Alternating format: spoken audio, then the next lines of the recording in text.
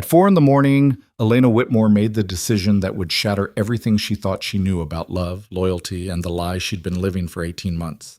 Her husband, the man who vowed to cherish her, whispered another woman's name in his sleep, not once, 3 times. And in that cold, suffocating silence, something inside her didn't break. It detonated. What happened next wasn't a breakdown, it was a reckoning. If you've ever loved someone who couldn't see you, stay with me until the end. Hit like and drop a comment with your city. I want to see how far this story travels. The clock on the mantel read 4:17 a.m.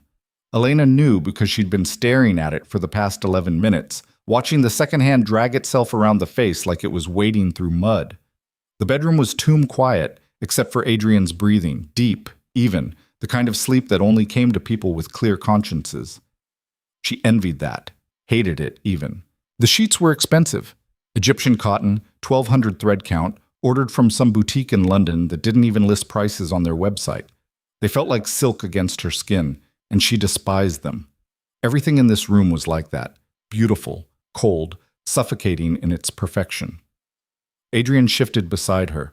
Elena went still. His arm moved across the empty space between them, not reaching for her, just repositioning, and his lips parted. Vivienne. It came out soft, tender. The kind of whisper you'd use for someone you actually cared about. Elena's breath caught in her chest. She waited. Maybe she'd misheard. Maybe it was just sleep talk, meaningless syllables strung together by a dreaming mind. Vivienne, don't go. Her heart didn't break. It went numb. She sat up slowly, careful not to disturb the mattress too much. Adrian didn't stir. Of course he didn't. He'd probably sleep through an earthquake if it meant he didn't have to face anything uncomfortable. The third time he said it, Elena was already on her feet. I'll wait for you, Vivienne. That one hit differently. It wasn't just a name. It was a promise. One he'd apparently made to someone who wasn't his wife. Elena stood in the darkness, barefoot on the plush carpet, and felt the last fragile thread of hope she'd been clinging to snap clean in half. She didn't cry. Crying required surprise, and she wasn't surprised. Not really. The signs had been there for months. His late nights at the club, the way he barely looked at her during dinner, the mechanical quality of their conversations. Like he was reading lines from a script he hadn't bothered to memorize. But hearing it, hearing her name in his mouth, shaped with more affection than he'd shown Elena in half a year, that was different. Elena moved to the wardrobe and opened it as quietly as she could. Her hands were steady. That surprised her. She'd expected them to shake, expected some kind of physical manifestation of the chaos tearing through her chest. But no. Her fingers were calm as she pulled out a simple traveling dress, navy wool, practical, nothing like the ornate gowns Adrian's mother insisted she wear to every social function. She dressed in the dark, stockings, boots, a warm shawl because November mornings were brutal in the countryside, and she wasn't about to freeze to death for the sake of pride. Her wedding ring caught the faint moonlight filtering through the curtains. Elena stared at it for a long moment. White gold, engraved with their initials, and the date they'd been married. January 14th. A winter wedding because Adrian's mother thought it would photograph better. She twisted it off her finger and set it on the bedside table. It made a tiny sound against the wood, barely a click, but in the silence of the room, it felt like a gunshot. Adrian didn't wake. Of course he didn't. Elena picked up the leather traveling bag she'd brought with her when she first arrived at Ashford Hall, back when she'd been naive enough to think this marriage might actually work. She packed quickly. A few changes of clothes, her mother's cameo brooch, the small notebook where she kept her personal accounts, and the letters from her father that she'd hidden at the bottom of her vanity drawer. Everything else could stay. The jewelry Adrian had given her, the dresses his mother had commissioned, the books he'd bought without asking if she even liked poetry. None of it was really hers anyway. It had all been part of the costume, the performance of being Lady Hale. She was done performing. The hallway outside their bedroom was dark and cold. The servants wouldn't be up for another hour, which meant Elena had a narrow window to leave without causing a scene. She moved quickly, her boots soundless on the runner carpet, the traveling bag light in her hand. She almost made it to the stairs. "Leaving, are we?" Elena froze. The voice came from the sitting room to her left, clipped, aristocratic, laced with the kind of disdain that only came from decades of practice. Lady Constance Hale, Adrian's mother. Elena turned slowly. The older woman was seated in a high-backed chair near the window, a book open in her lap, but her eyes fixed squarely on Elena. She was dressed, despite the hour, in a deep burgundy morning gown with her silver hair pinned back in an immaculate chignon. She looked like she'd been waiting. "I wasn't aware I needed permission," Elena said quietly. "You don't."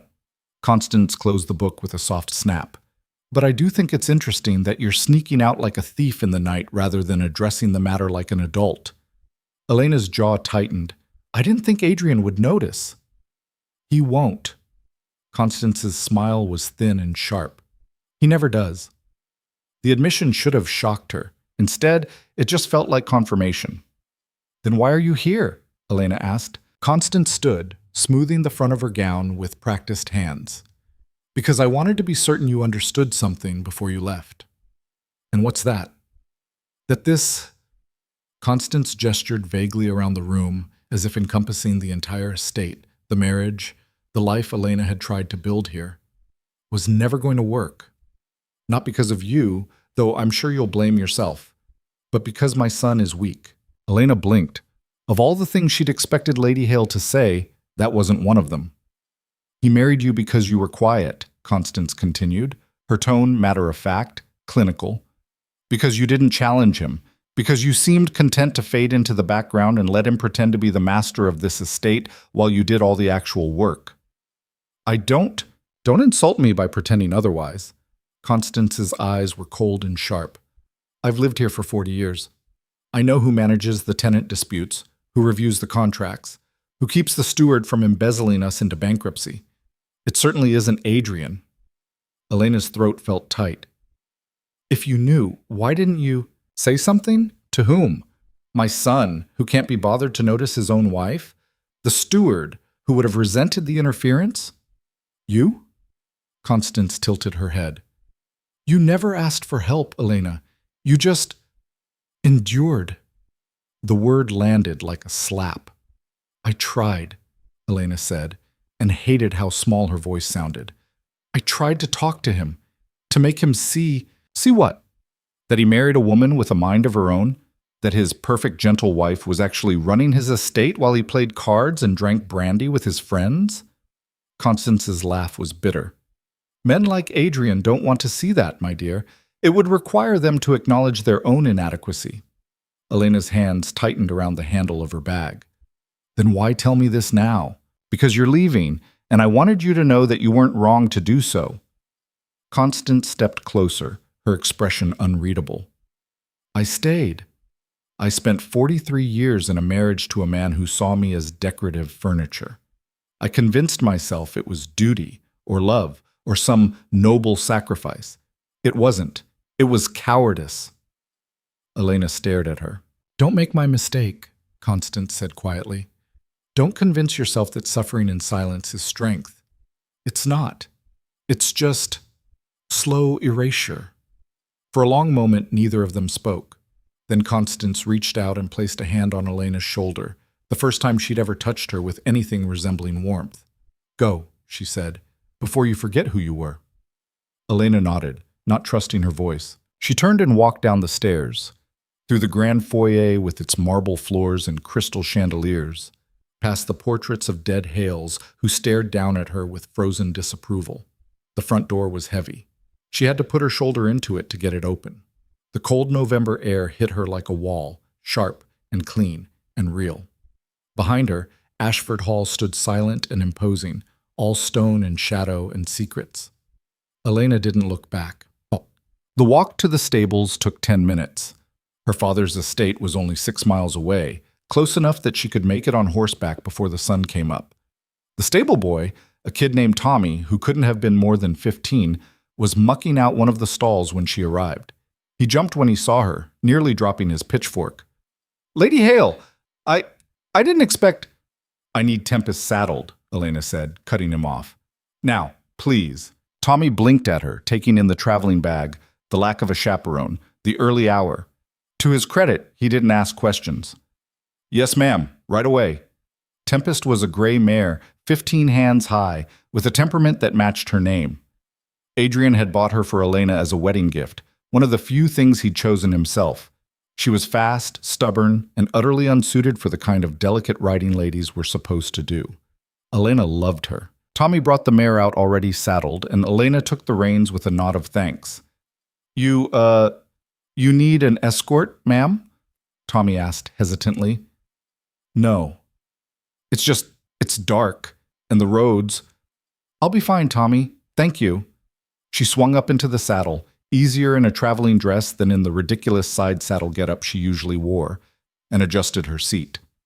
Tommy stepped back, still looking uncertain. Should I tell his lordship where you've gone? Elena looked down at him. Tell him whatever you like. I don't think he'll ask. Before Tommy could respond, she nudged Tempest into a trot and headed for the gate.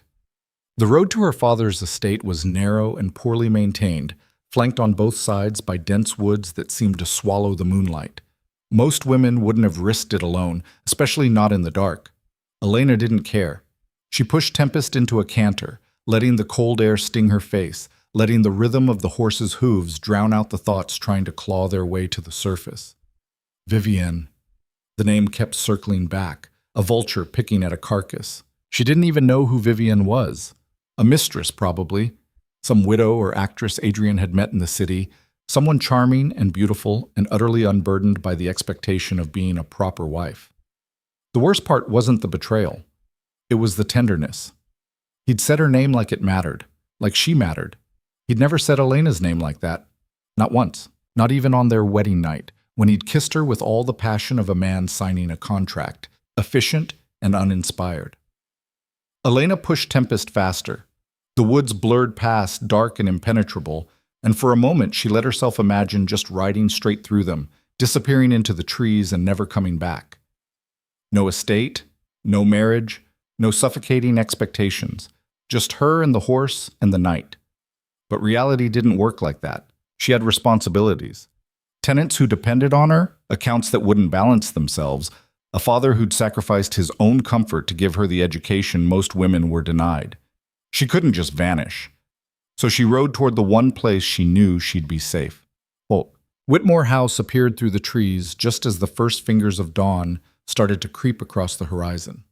It was smaller than Ashford Hall, rougher around the edges, with ivy climbing the stone walls, and a garden that had gone slightly wild without her mother there to tend it.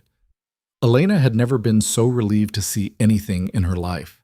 She dismounted in the courtyard and led Tempest to the small stable behind the house.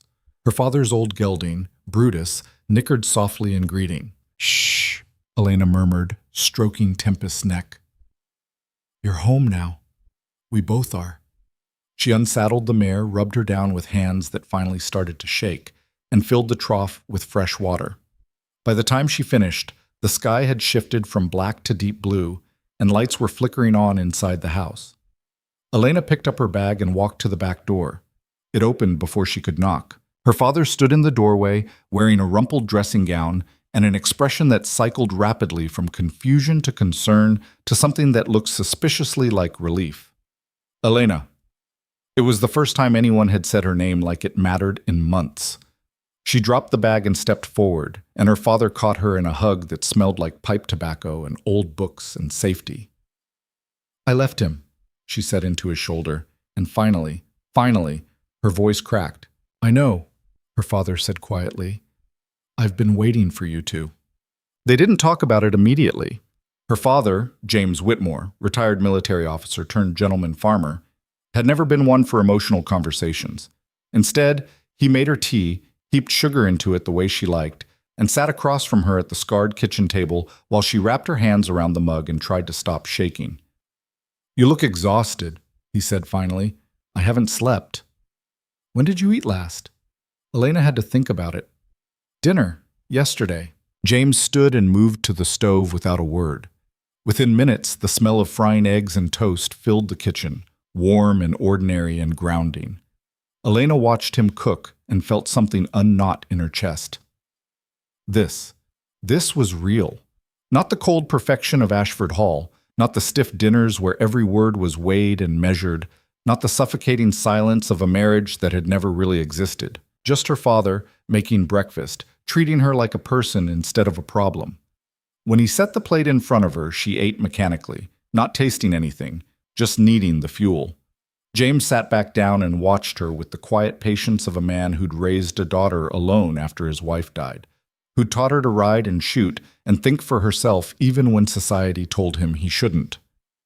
"Do you want to tell me what happened?" he asked. Elena set down her fork. He said her name, in his sleep, 3 times. James's jaw tightened, but his voice stayed calm. Her name. Vivian.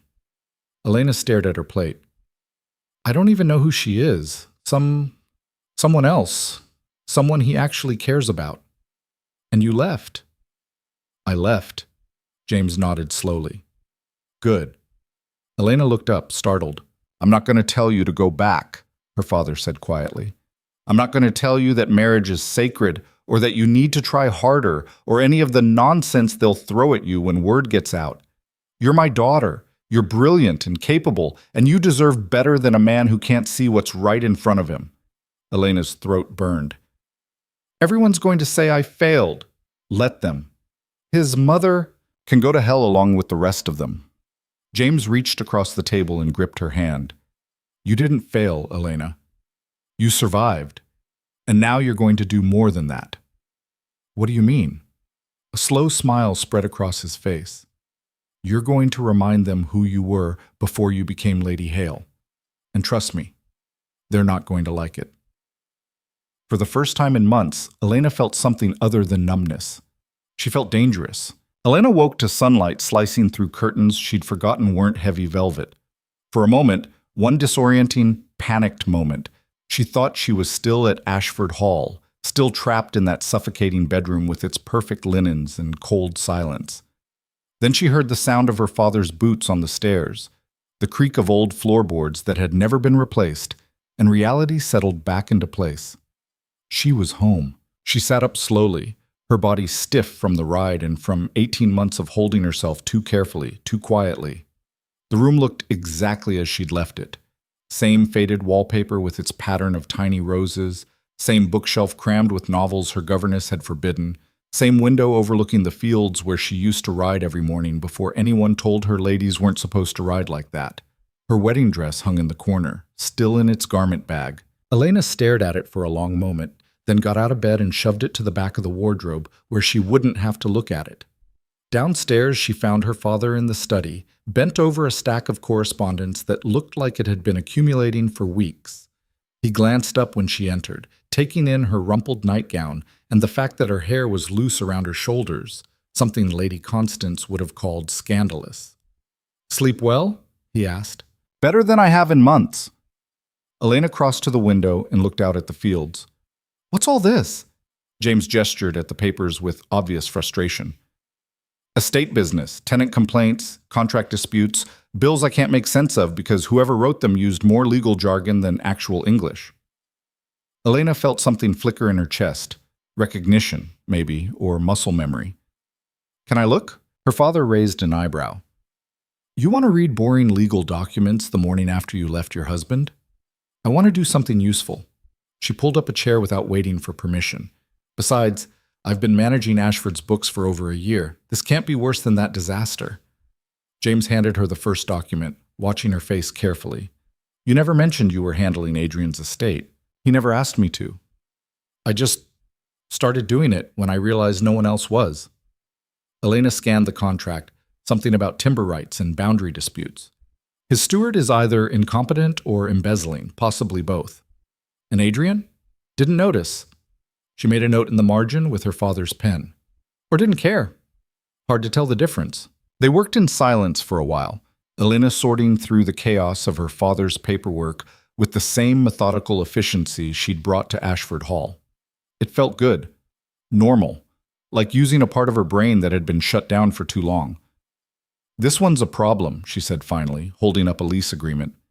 "Your tenant, Miller, is it?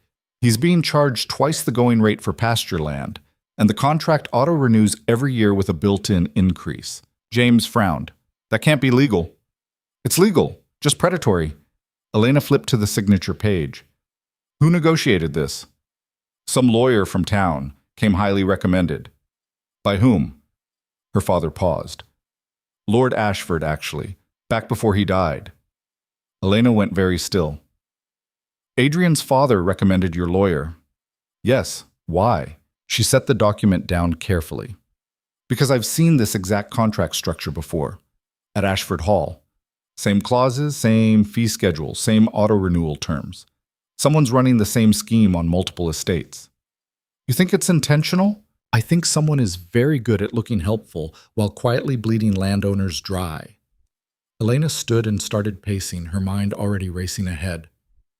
We need to find out who else is using this lawyer. If it's a pattern, we can break the contracts on grounds of fraud. James watched her with something that might have been pride. You know, you're terrifying when you get like this. Like what? Like yourself. Elena stopped pacing and looked at him. Her father was smiling, not the polite, strained smile she'd gotten used to at Ashford Hall, but genuine warmth. I forgot what that looked like, she admitted quietly. So did I. James stood and gripped her shoulder. Don't forget again. The next morning, Elena was up before dawn. She dressed in her oldest riding clothes, leather breeches that Lady Constance would have burned on sight, a worn linen shirt, boots that had actually seen use, and headed for the stables. Tempest nickered when she approached, already sensing the shift in energy. Ready to actually run? Elena murmured, stroking the mare's nose. She saddled Tempest herself, muscle memory taking over, hands quick and certain on the buckles. When she swung up into the saddle, something in her chest cracked open. Not breaking, but expanding, like a fist unclenching after holding tight for too long. The fields beyond Whitmore House stretched out in rolling waves of brown and gold, wild and unkempt, in a way Adrian's carefully manicured lawns never were. Elena nudged Tempest into a trot, then a canter, then, because there was no one here to tell her it wasn't ladylike, a full gallop. The wind tore at her hair, pulling it loose from its pins. The cold air burned her lungs. Tempest's hooves thundered against the frozen ground, powerful and sure. Elena laughed. It burst out of her unbidden, wild and slightly unhinged, and she didn't try to stop it. She leaned forward over Tempest's neck and let the horse run. Let herself feel the raw physicality of movement and speed and freedom. No one was watching. No one was judging. No one cared if she rode too fast or too hard or too much, like the girl she used to be before marriage taught her to be smaller. They crested a hill, and Elena pulled Tempest to a halt, both of them breathing hard, steam rising from the mare's flanks in the cold morning air. Below, she could see Whitmore House, small and imperfect and real. Beyond it, if she squinted, she could just make out the edge of Ashford lands, vast and imposing and utterly lifeless. She'd spent 18 months trying to belong there, 18 months shrinking herself down to fit into a space that was never meant for her. Never again, she said aloud. Tempest's ears flicked back, listening. Elena turned the mare away from Ashford Hall and rode back toward home. By the time she returned to the house, her father had visitors. Elena could hear voices from the study as she came in through the kitchen, still flushed from the ride, her hair a disaster and her clothes dusty. She started to head upstairs to change, old habits dying hard, then stopped herself. No, she wasn't Lady Hale here. She didn't need to perform. She walked straight to the study and pushed open the door. 3 men looked up in surprise. Her father, a tenant farmer she vaguely recognized, and a stranger in an expensive coat who was clearly trying not to stare at her disheveled appearance. Elena, James said mildly, we have company. I can see that. She crossed to the desk and leaned against it, deliberately casual. What's the problem? The stranger cleared his throat. I'm not sure this is appropriate. Mr. Carlyle here is from Ashford Hall, her father interrupted smoothly. Adrian's estate manager. He's asking about some missing documents. Elena's pulse quickened, but she kept her expression neutral. What kind of documents? Carlyle, middle-aged, balding, with the soft hands of a man who'd never done real work, looked distinctly uncomfortable. Certain financial records that Lady Hale may have removed when she left. You mean the record showing that you've been skimming from the estate accounts for the past 3 years? The room went dead silent. Carlyle's face turned an interesting shade of purple. I don't know what you're... The tenant payment ledgers don't match the deposit records, Elena said calmly. There's a consistent discrepancy of about 12%. At first, I thought it was just incompetence, but the numbers are too consistent for that. Someone's redirecting funds. The tenant farmer, Miller, she remembered now, was grinning openly. Carlyle stood abruptly. This is absurd. I came here as a courtesy to inform Mr. Whitmore that Lord Hale expects those documents returned immediately, and instead I'm subjected to wild accusations. Did you bring the current ledgers with you? Elena asked. What? No, of course not. Then how do you know what's missing? She tilted her head. Unless you already knew exactly which documents I took, because you knew exactly what they'd reveal. Carlyle's jaw worked soundlessly for a moment. Then he grabbed his hat and headed for the door. Lord Hale will hear about this. I'm sure he will, Elena called after him. Tell him I kept copies. The door slammed. Miller let out a low whistle. That was something. That was stupid, James said, but he didn't sound angry. You just made a powerful enemy. I made an enemy the moment I left. Elena straightened and brushed dust off her breeches. Might as well make it worth it. You really have proof? Miller asked. Elena looked at him properly for the first time. He was younger than she'd expected, maybe 30, with work-roughened hands and the kind of tan that came from actual labor. His eyes were sharp, watching her with open curiosity rather than the veiled disapproval she'd gotten used to at Ashford. I have 3 years of ledgers, she said, cross-referenced with deposit records, tenant payment schedules, and expense reports. The pattern is clear once you know what to look for. And you just knew? I managed my father's estate before I married, and I've been managing Ashford's books for over a year. She shrugged. Numbers don't lie, people do. Miller grinned. You should meet with the other tenants. Half of us have complaints about Carlyle's management, but Lord Hale won't hear it. Why not? Because Carlyle tells him what he wants to hear, that everything's running smoothly, that the tenants are happy, that there's no need for his lordship to actually visit his own lands. Elena felt something cold settle in her stomach. How long has it been since Adrian visited the estate? Miller and her father exchanged a glance. Not since the wedding, James said quietly. 18 months. Adrian hadn't set foot on his own lands in 18 months, while she'd been managing tenant disputes, renegotiating supplier contracts, and keeping the whole operation from collapsing. He'd been in London, playing cards, drinking with his friends, whispering Vivian's name in his sleep. I want to meet with them, Elena said abruptly. Miller blinked. Who? The tenants. All of them. Anyone who has a complaint about Ashford's management. She looked at her father. Can we host them here? Elena, James started. Adrian won't listen to them because Carlyle controls the information. But if I can document everything, the embezzlement, the mismanagement, the negligence, we can force his hand. Or you could let it burn, her father pointed out. It's not your problem anymore. Elena thought about that, about walking away completely, letting Ashford Hall crumble under the weight of its own corruption while she rebuilt her life here. It was tempting. But then she thought about Miller and the other tenants, about families who depended on that land, about people who'd done nothing wrong except trust that their landlord would honor his obligations. It's not about Adrian, she said finally. It's about them. Miller was watching her with something like hope. When? Tomorrow night. Spread the word. After Miller left, James poured himself a drink and offered one to Elena. She took it, even though it was barely past noon. You know what you're doing, right? Her father asked. Absolutely not. He laughed. Good. I was worried you'd gotten cautious. Elena sipped the whiskey and felt it burn all the way down. What if Adrian comes here? Do you think he will? Honestly? No. Adrian would send someone, Carlyle or his lawyer or his mother, but he wouldn't come himself. That would require caring enough to be inconvenienced. No, she said. I don't. Then stop worrying about him. James clinked his glass against hers. For the first time in 18 months, you're not his problem. Don't make him yours. The next evening, Whitmore House was packed. Elena had expected maybe a dozen tenants. Instead, nearly 30 people crowded into the dining room, overflowing into the hallway and parlor. Men and women both, some with children, all of them looking at her with a mixture of hope and suspicion.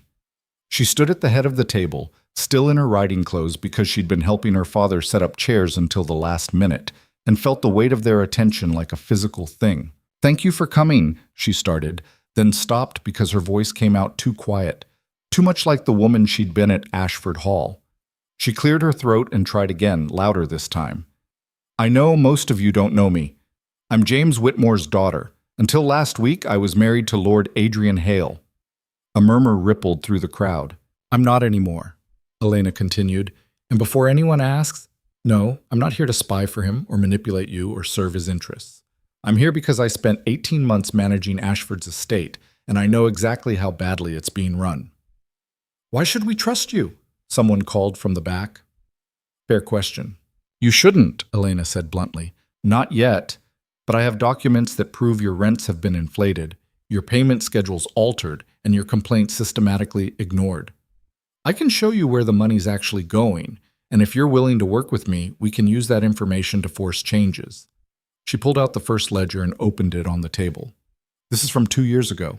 Anyone who paid rent in March 1844, come look at your entry." Several people pushed forward. Elena watched their faces change as they compared what they remembered paying to what was actually recorded and what was actually deposited. "That's not right," a woman said, pointing at a figure. "We paid £16, not 20. "I know," Elena said. "But Carlyle recorded 20 and pocketed the difference." "That bastard." "Wait," Elena held up a hand. "If we go after him without proof, it's our word against his. And Adrian will believe his estate manager over a group of tenants and his estranged wife." "So what do we do?" Miller asked. Elena took a breath. This was it. The moment she either committed fully or backed down. "We document everything," she said. "Every discrepancy, every falsified record, every complaint that was ignored. We build a case so airtight that Adrian can't dismiss it. And then what?" someone demanded. "He's still the landlord. He can do what he wants." "Not if the local magistrate gets involved." Elena met their eyes steadily. "Embezzlement is a crime. If we can prove Carlyle's been stealing, Adrian will have to act or risk prosecution himself for knowingly employing a thief." The room erupted into arguments, some people insisting it would work, others certain it would just make things worse, everyone talking over each other in a chaos of voices. Elena let them argue. These were people who'd been silenced for years, told their concerns didn't matter, that they should be grateful for what they had. They needed to be heard now, even if it was just by each other. Finally, Miller raised his voice above the din. "I say we do it. What have we got to lose? Our leases," someone shot back. "Our homes. Our livelihoods. We're losing those anyway," Miller argued. "Carlyle's been raising rents every year. Half of us can barely afford next quarter's payment.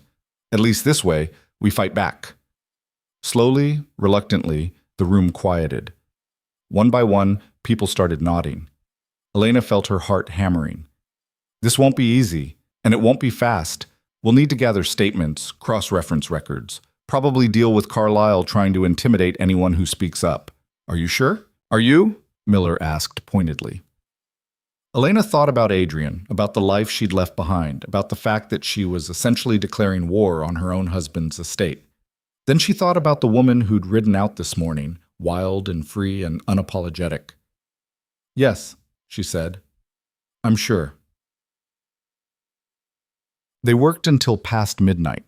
Elena set up a system, statements organized by date and issue, ledger entries cross-referenced with actual payments, a timeline of Carlyle's management decisions that showed a clear pattern of escalating abuse. Her father kept the whiskey flowing and the fire burning while people cycled through, giving their accounts, checking the records, asking questions. By the time the last tenant left, Elena's hand was cramping from writing and her eyes burned from reading by candlelight. "You should rest," James said, collecting empty glasses. "I'm fine." "You're exhausted." He set a glass in front of her. "Water this time, not whiskey." "This isn't a sprint, Elena. Pace yourself." She wanted to argue, but he was right. She'd been running on adrenaline and anger for days now, and eventually that would run out. "Did you see their faces?" she asked instead. "I did. They actually believe this might work." "Do you?" Elena stared at the piles of documents covering the table. It was a mountain of evidence, yes. But evidence only mattered if someone with power chose to act on it. And Adrian had spent 18 months not noticing that his wife was running his estate. He'd whispered another woman's name in his sleep and never once considered that Elena might hear it. He'd let his mother treat her like decorative furniture and his steward rob him blind and his lands fall into disrepair, all because paying attention would have required effort. Would he suddenly care now? I don't know, Elena admitted. But I know I can't just do nothing. James squeezed her shoulder. Then that's enough. 3 days later, Adrian finally sent a letter. It arrived by courier, expensive paper, heavy wax seal, her name written in his precise, careful handwriting that somehow managed to look impersonal even in script. Elena stared at it for a long time before opening it. Elena, I trust this letter finds you well. She laughed. Couldn't help it. The sheer absurdity of that opening line, as if she'd gone on holiday rather than fled in the middle of the night. I have been informed of certain events that occurred during Mr. Carlyle's recent visit to Whitmore House. While I appreciate your historical interest in estate management, I must ask that you refrain from interfering in Ashford business going forward. The documents you removed are property of the estate and must be returned immediately. Additionally, I would like to discuss the matter of your return. While I understand you may need time to reflect, I believe we can resolve this situation amicably if we approach it with maturity and discretion. Your husband, Adrian Elena, read it twice, waiting for some emotional response. Anger, hurt, anything. Nothing came. It was like reading a business letter from a stranger. Actually, no. She'd gotten more warmth from actual strangers. She folded the letter carefully and set it aside. Her father looked up from his breakfast. Bad news? Adrian wants me to return his documents and come home. And I'm going to ignore him. Elena poured herself tea. He can send all the polite letters he wants. I'm not going back. What about the documents? Elena smiled. He said removed. He didn't say stole, which means he's not confident enough to involve the law. Because involving the law would mean admitting you had them in the first place, James said slowly, which would raise questions about why you had access to sensitive financial records, which would lead to questions about who was actually managing the estate, which would make him look incompetent. Exactly. Elena bit into a piece of toast. He won't push it. It would embarrass him. Her father grinned. You're terrifying. You already said that. It bears repeating. Yeah, but Adrian didn't give up. The letters kept coming, one every few days, each slightly more insistent than the last. Then his lawyer sent a formal notice. Then his mother wrote, a brief note that was somehow both sympathetic and condemning. My dear Elena, I understand you are going through a difficult time. However, your continued absence is causing considerable talk. For your own reputation, you should consider returning before the situation becomes irreparable. Elena burned that one. Then, 2 weeks after she'd left, the tenant started reporting visits from Carlyle.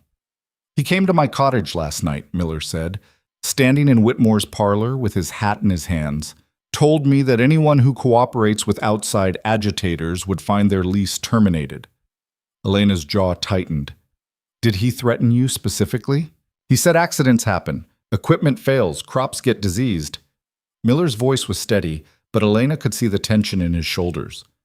He was real clear about it without actually saying anything actionable. He's trying to scare people off. It's working. Half the people who were here last week won't talk to me now. Elena paced to the window, mind racing. She'd known Carlyle would retaliate, but she'd underestimated how quickly and how ruthlessly. We need to move faster, she said. How? We don't even have half the statements yet. Then we go with what we have. Elena turned to face him. The magistrate, Sir Richard Thornton. He's old guard, but he's fair. If we present the evidence directly to him, bypass Carlyle entirely. Thornton's a friend of Lord Hale's father, Miller interrupted. Was, anyway, before he died. You really think he'll side with tenants over a peer? I think he'll side with the law over friendship, if the evidence is solid. Miller didn't look convinced. Elena didn't blame him.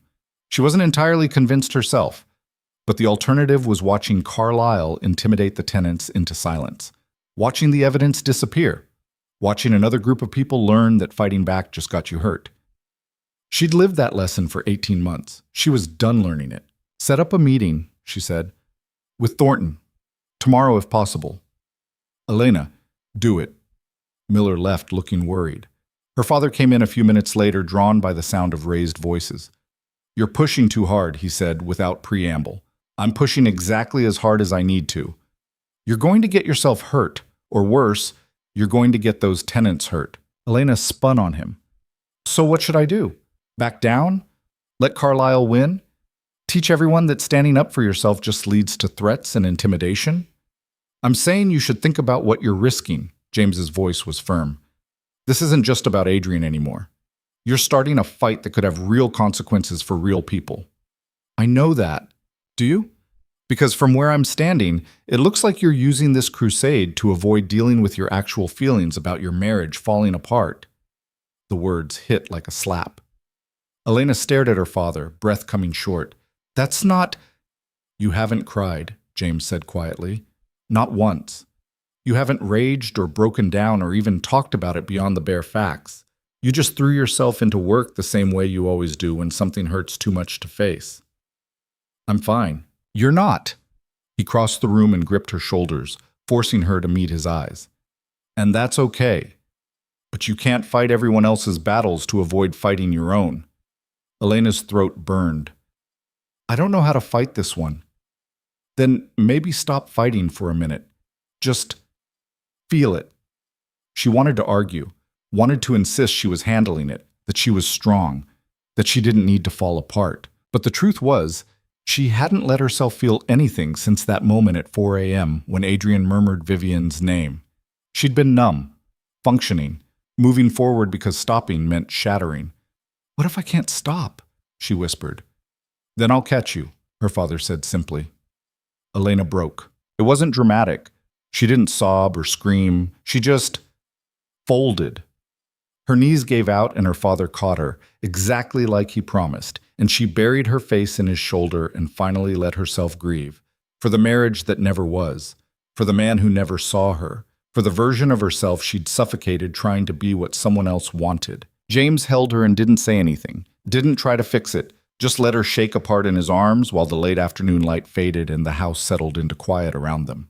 When she finally pulled back, her face blotchy and her eyes swollen, he handed her a handkerchief without comment. Better? He asked. No, Elena said honestly, but maybe more honest. The meeting with Sir Richard Thornton happened anyway. Elena went with Miller and 2 other tenants, carrying a leather case full of documents and a stomach full of dread. Thornton's estate was smaller than Ashford Hall, but older, with the kind of weathered stone that spoke of centuries rather than decades. The man himself was in his 60s, rail-thin, with sharp eyes that missed nothing. He listened to their presentation without interrupting. Elena laid out the evidence methodically, ledgers, statements, the pattern of escalating theft. She kept her voice steady, her argument logical, her emotions locked down tight. When she finished, Thornton leaned back in his chair and studied her. You're Whitmore's daughter, he said finally. I am. And Lord Hale's wife. Was. His eyebrow rose. Was? I left him 2 weeks ago. This has nothing to do with that. Doesn't it? Thornton gestured at the documents. You present me with evidence that your husband's estate manager is a thief. Evidence you gathered while you were still Lady Hale, and expect me to believe there's no personal motivation here? Elena's hands tightened on the edge of the table. My personal feelings about Lord Hale are irrelevant. The evidence speaks for itself. Evidence gathered questionably and presented by a spurned wife. Thornton shook his head. I'm sorry, Lady Hale, but this looks like revenge masquerading as justice. It's not revenge to want accountability. Even if everything you've shown me is true, Thornton continued, prosecuting Carlisle would require Lord Hale's cooperation. And somehow, I doubt he's inclined to help his estranged wife humiliate him publicly. So that's it? Miller demanded. We just accept being robbed because it's inconvenient for the landlord? I didn't say that. Thornton's voice hardened. But I also won't involve myself in what appears to be a domestic dispute playing out through estate politics. Elena stood abruptly. Thank you for your time, Sir Richard. She walked out before he could respond, before the tears of frustration could spill over, before she said something that would make everything worse. Outside, Miller caught up to her. That was a disaster. I know. Elena kept walking, needing movement, needing air. He was never going to listen. I should have realized. He's right, though, Miller said quietly.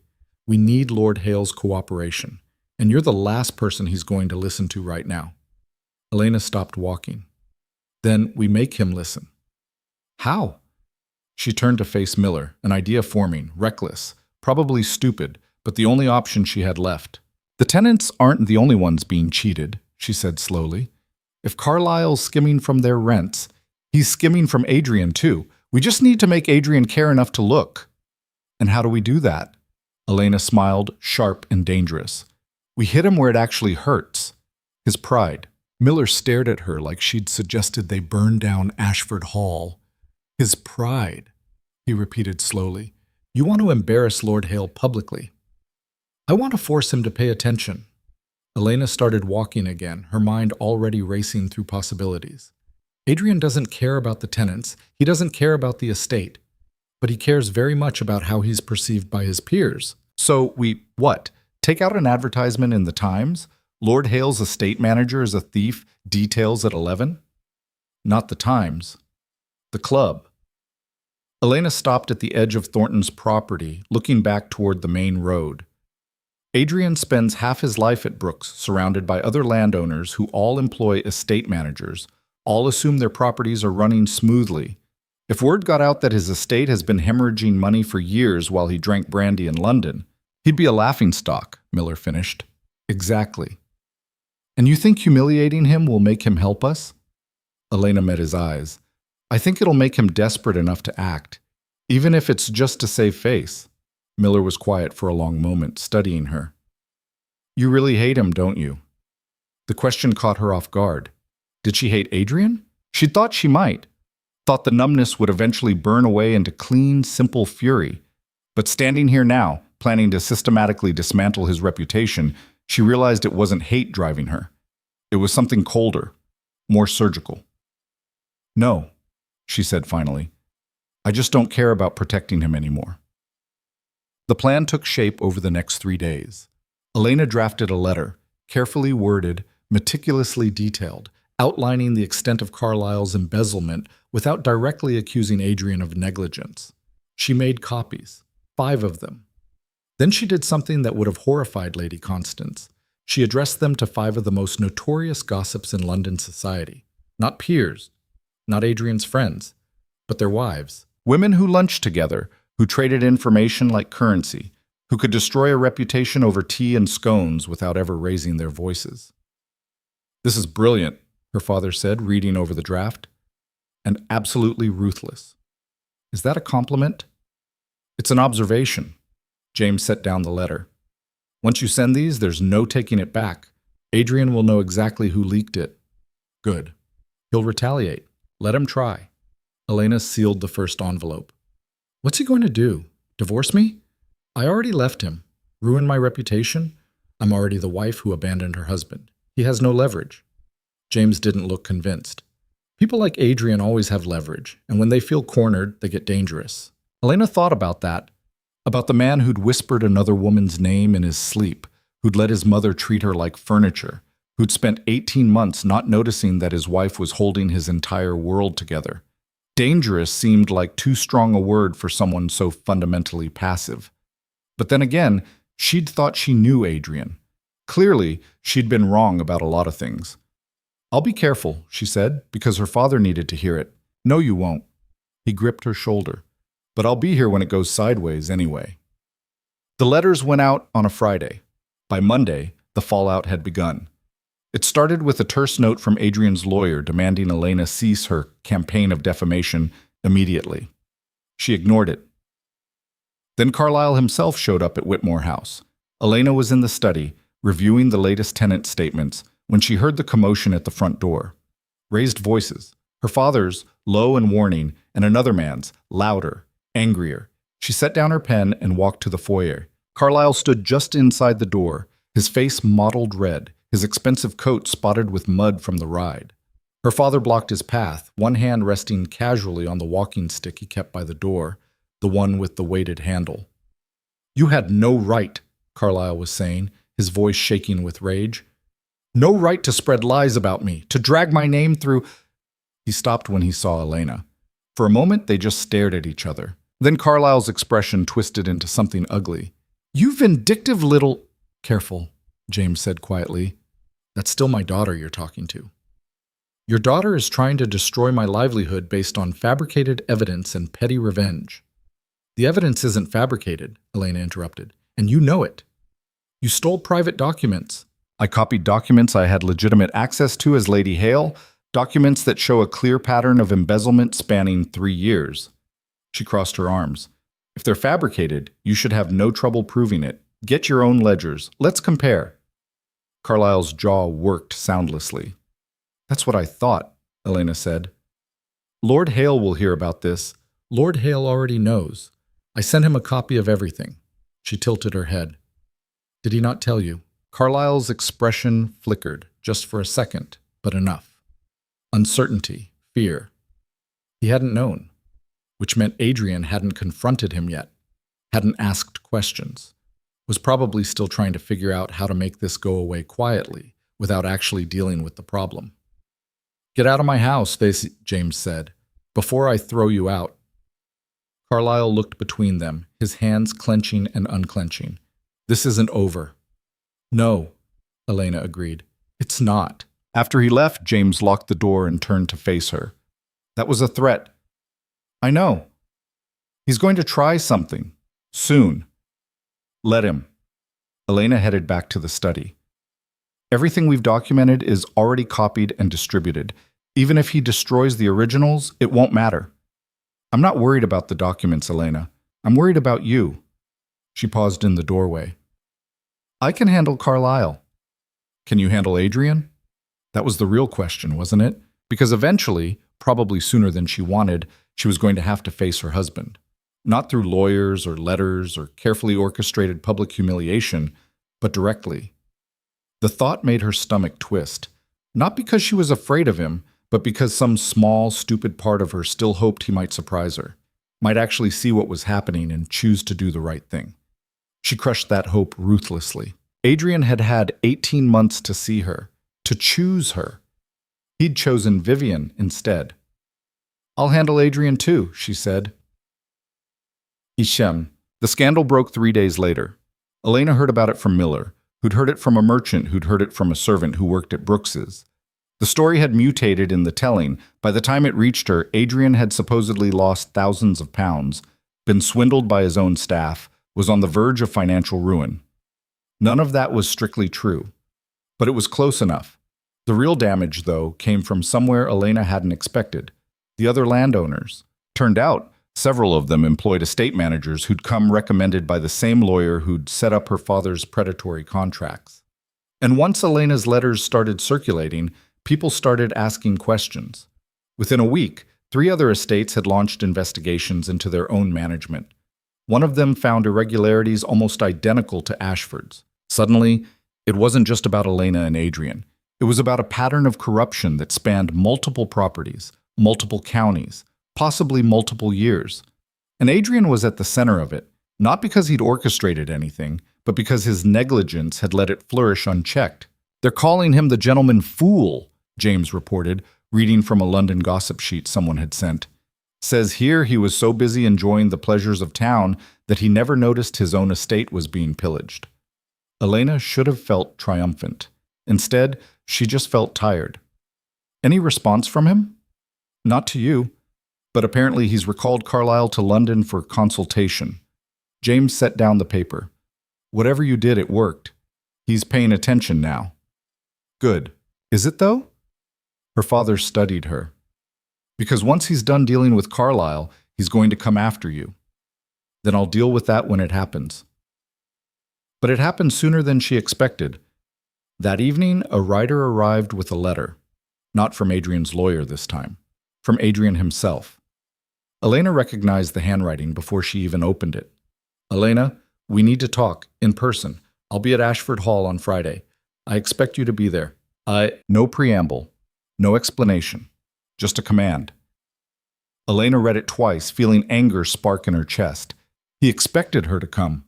Expected her to drop everything and ride to Ashford Hall like a summoned servant because he'd finally decided to acknowledge the situation he'd ignored for weeks. Absolutely not, her father said when she showed him. He doesn't get to demand anything from you. I know. So you're not going. Elena stared at the letter, her mind working. The smart thing would be to refuse, to make him come here, to Whitmore House, on her territory, to maintain the upper hand she'd fought so hard to claim. But the smart thing wouldn't force a confrontation. And Elena was realizing, slowly, painfully, that she needed one. Needed to look Adrian in the eye and finally, say everything she'd swallowed for 18 months. I'm going, she said. Elena, not because he ordered me to, because I have things to say to him. She folded the letter carefully. Things I should have said a long time ago. James looked like he wanted to argue. Then he sighed. I'm coming with you. No. Yes.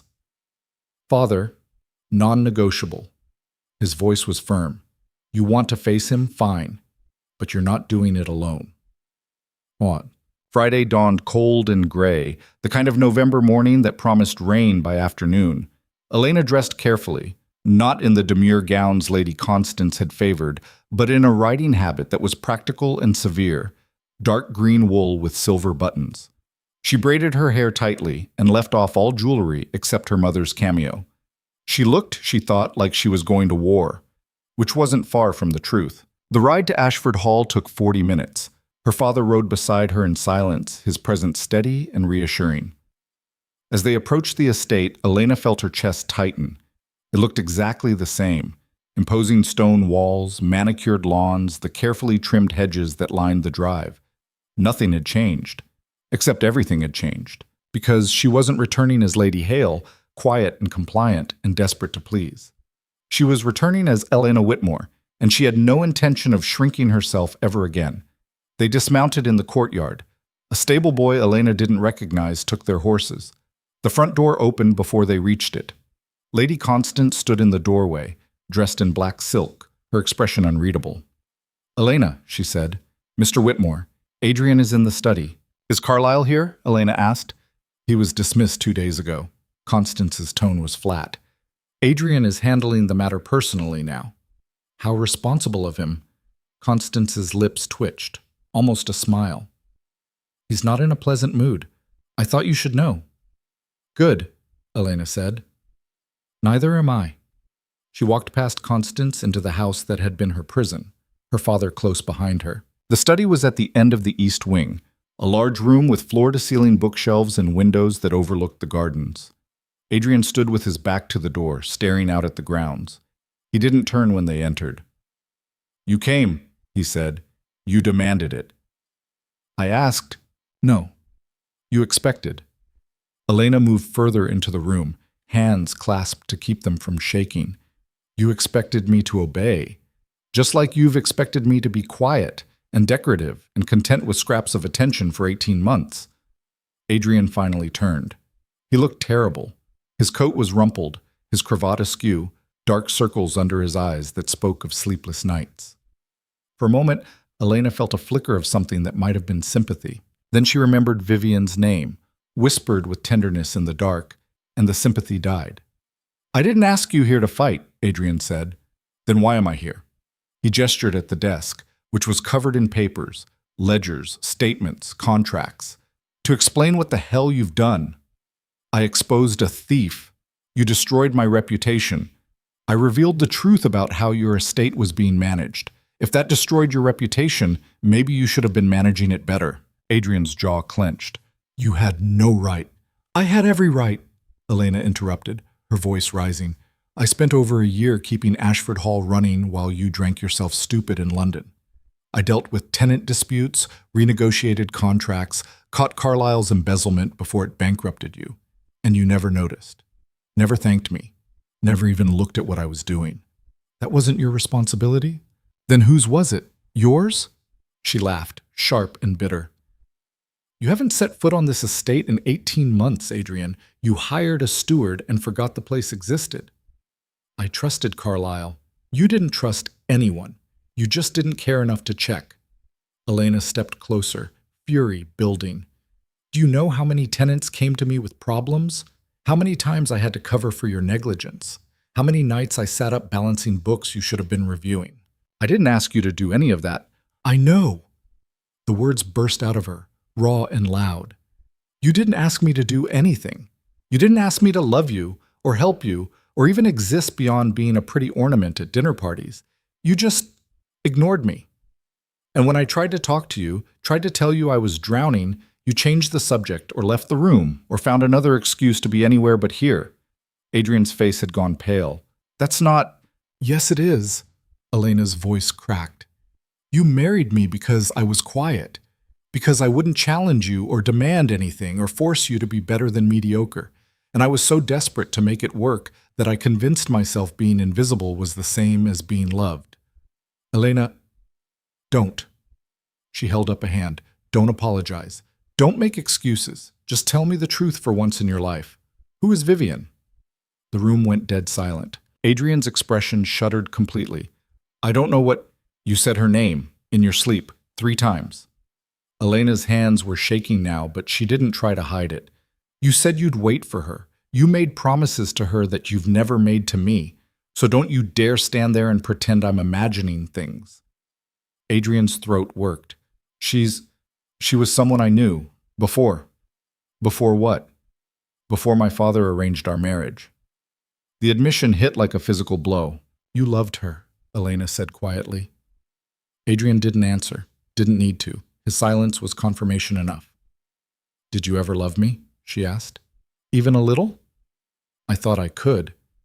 His voice was barely audible.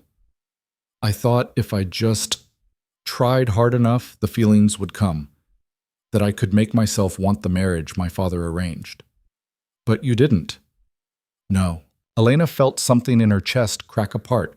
Not her heart, which had already broken. Something deeper. The last fragile hope that maybe, somehow, this had all been a misunderstanding. It wasn't. Adrian had never wanted her, had married her out of obligation and spent 18 months waiting to feel something he never would. Why didn't you just say no? She asked. Why marry me at all if you loved someone else? Because my father was dying, because Vivian couldn't… He stopped, running a hand through his hair. It doesn't matter. The point is, I made a choice. I married you. I tried to honor that commitment by ignoring me, by letting me manage your entire life while you pined for another woman. Elena's voice was raw. That's not honor, Adrian. That's cowardice. I know. The admission stopped her cold. What? I know, Adrian repeated, looking at her directly for the first time since she'd arrived. I know I failed you. I know I was weak and selfish and afraid to actually be married to someone who might expect things from me. I know I took everything you did and never acknowledged it because acknowledging it would mean admitting how much I needed you. Elena stared at him, speechless. You terrify me, Adrian continued. You always have. You're brilliant and capable, and you see through every weak excuse I've ever made. And I couldn't handle that. So I pretended not to notice, pretended you were just there. Background scenery in my life instead of the person holding it together. And Vivian, Adrian's expression twisted, is married to someone else, has been for 3 years. I hold on to her memory because it's easier than facing reality. What reality? That I'm not the man I pretend to be. That I've spent my entire life skating by on my family's name and my father's money without ever actually earning anything. He gestured at the papers on his desk. You saw it. You documented it. Everything you sent out. It's all true. I am the gentleman fool. I just didn't want to admit it. Elena didn't know what to say. She'd come here ready to rage at him, to burn everything down and walk away clean. She'd expected denial, defensiveness, maybe even cruelty. She hadn't expected honesty. Why tell me this now? She asked finally. Because you deserve the truth, even if it's ugly. Adrian moved closer, not touching her, but near enough that she could see the exhaustion in his eyes. I can't fix what I did, can't take back 18 months of neglect, but I can at least stop lying. What do you want from me, Adrian? Nothing. He said it simply. I'm not asking you to come back. I'm not asking for forgiveness. I I needed you to know that it was never about you being insufficient. You were always too much, too smart, too strong, too real. And I was too weak to rise to that. Elena felt tears burning behind her eyes, but refused to let them fall. I wasted 18 months of my life on you. I know. I gave up everything to be your wife, my independence, my voice, my sense of self. I know. And you just let me. Yes. Adrian's voice broke. And I will spend the rest of my life knowing I destroyed something I never deserved in the first place. Elena looked at him, really looked at him, and saw not the man she'd married, but the boy who'd never learned to be more than his father's shadow, who'd chosen the easy path every time and called it duty. She should hate him. Part of her did, but mostly she just felt empty. The tenants need help, she said abruptly. Carlisle's contracts need to be renegotiated. The rents need to be adjusted to actual market rates. The estate needs someone who actually understands management. Adrian nodded slowly. I'll handle it. Will you? Or will you hire another Carlisle and go back to London? I'll handle it myself. He met her eyes. I'll stay here, review everything, make the changes you documented. It's the least I can do. It's the bare minimum of what you should have been doing all along. I know that too. Elena turned toward the door, suddenly desperate to leave, to get out of this room with its suffocating memories. Elena, Adrian called. She stopped but didn't turn around. For what it's worth, he said quietly, I am sorry. Not just for the infidelity that never actually happened, but for the neglect that did. You deserved so much better than me. Yes, Elena said. I did. She walked out without looking back. Her father was waiting in the hall, leaning against the wall with his arms crossed. Well, he asked. He admitted everything. Elena's voice was flat. The neglect, the cowardice, all of it. How do you feel? She thought about it, tried to identify the tangle of emotions in her chest. Tired, she said finally, and ready to go home. They were halfway to the front door when they heard shouting from outside. Elena and her father exchanged a glance, then hurried toward the sound. The courtyard was chaos. Miller and half a dozen other tenants had gathered at the gates, facing down two men Elena didn't recognize. One of them was holding a torch despite the fact that it was barely past noon. What's going on? Elena demanded, striding forward. Miller turned, relief flashing across his face. They're from Carlisle. Came to deliver a message about what happens to people who cross him. The man with the torch grinned. Just making sure everyone understands that accidents happen, especially to troublemakers. Elena went very still. Are you threatening my tenants? Ain't your tenants, lady. You left, remember? That's where you're wrong. Elena stepped forward, letting every ounce of fury she'd been holding back flood into her voice. I may have left my husband, but I didn't leave these people. And if you think you can intimidate them without consequences, you're about to learn otherwise. Yeah? What are you going to do about it? I'm going to make sure everyone knows exactly what Carlisle's doing. Elena's smile was sharp. Starting with the magistrate, the London papers, and every landowner in the county. By the time I'm done, he won't be able to get work as a stable hand, let alone an estate manager. The man's grin faltered. And if anything happens to these people or their property, Elena continued, her voice dropping to something dangerous, I will personally ensure Carlisle is prosecuted to the fullest extent of the law. We have documentation, witnesses, evidence that will hold up in any court. You're bluffing. Try me. They stared at each other, tension crackling in the air. Then Adrian's voice cut through the silence. She's not bluffing. Elena turned. Adrian stood on the front steps, his mother beside him, both of them watching the confrontation with identical expressions of cold fury. And neither am I, Adrian continued, descending the steps.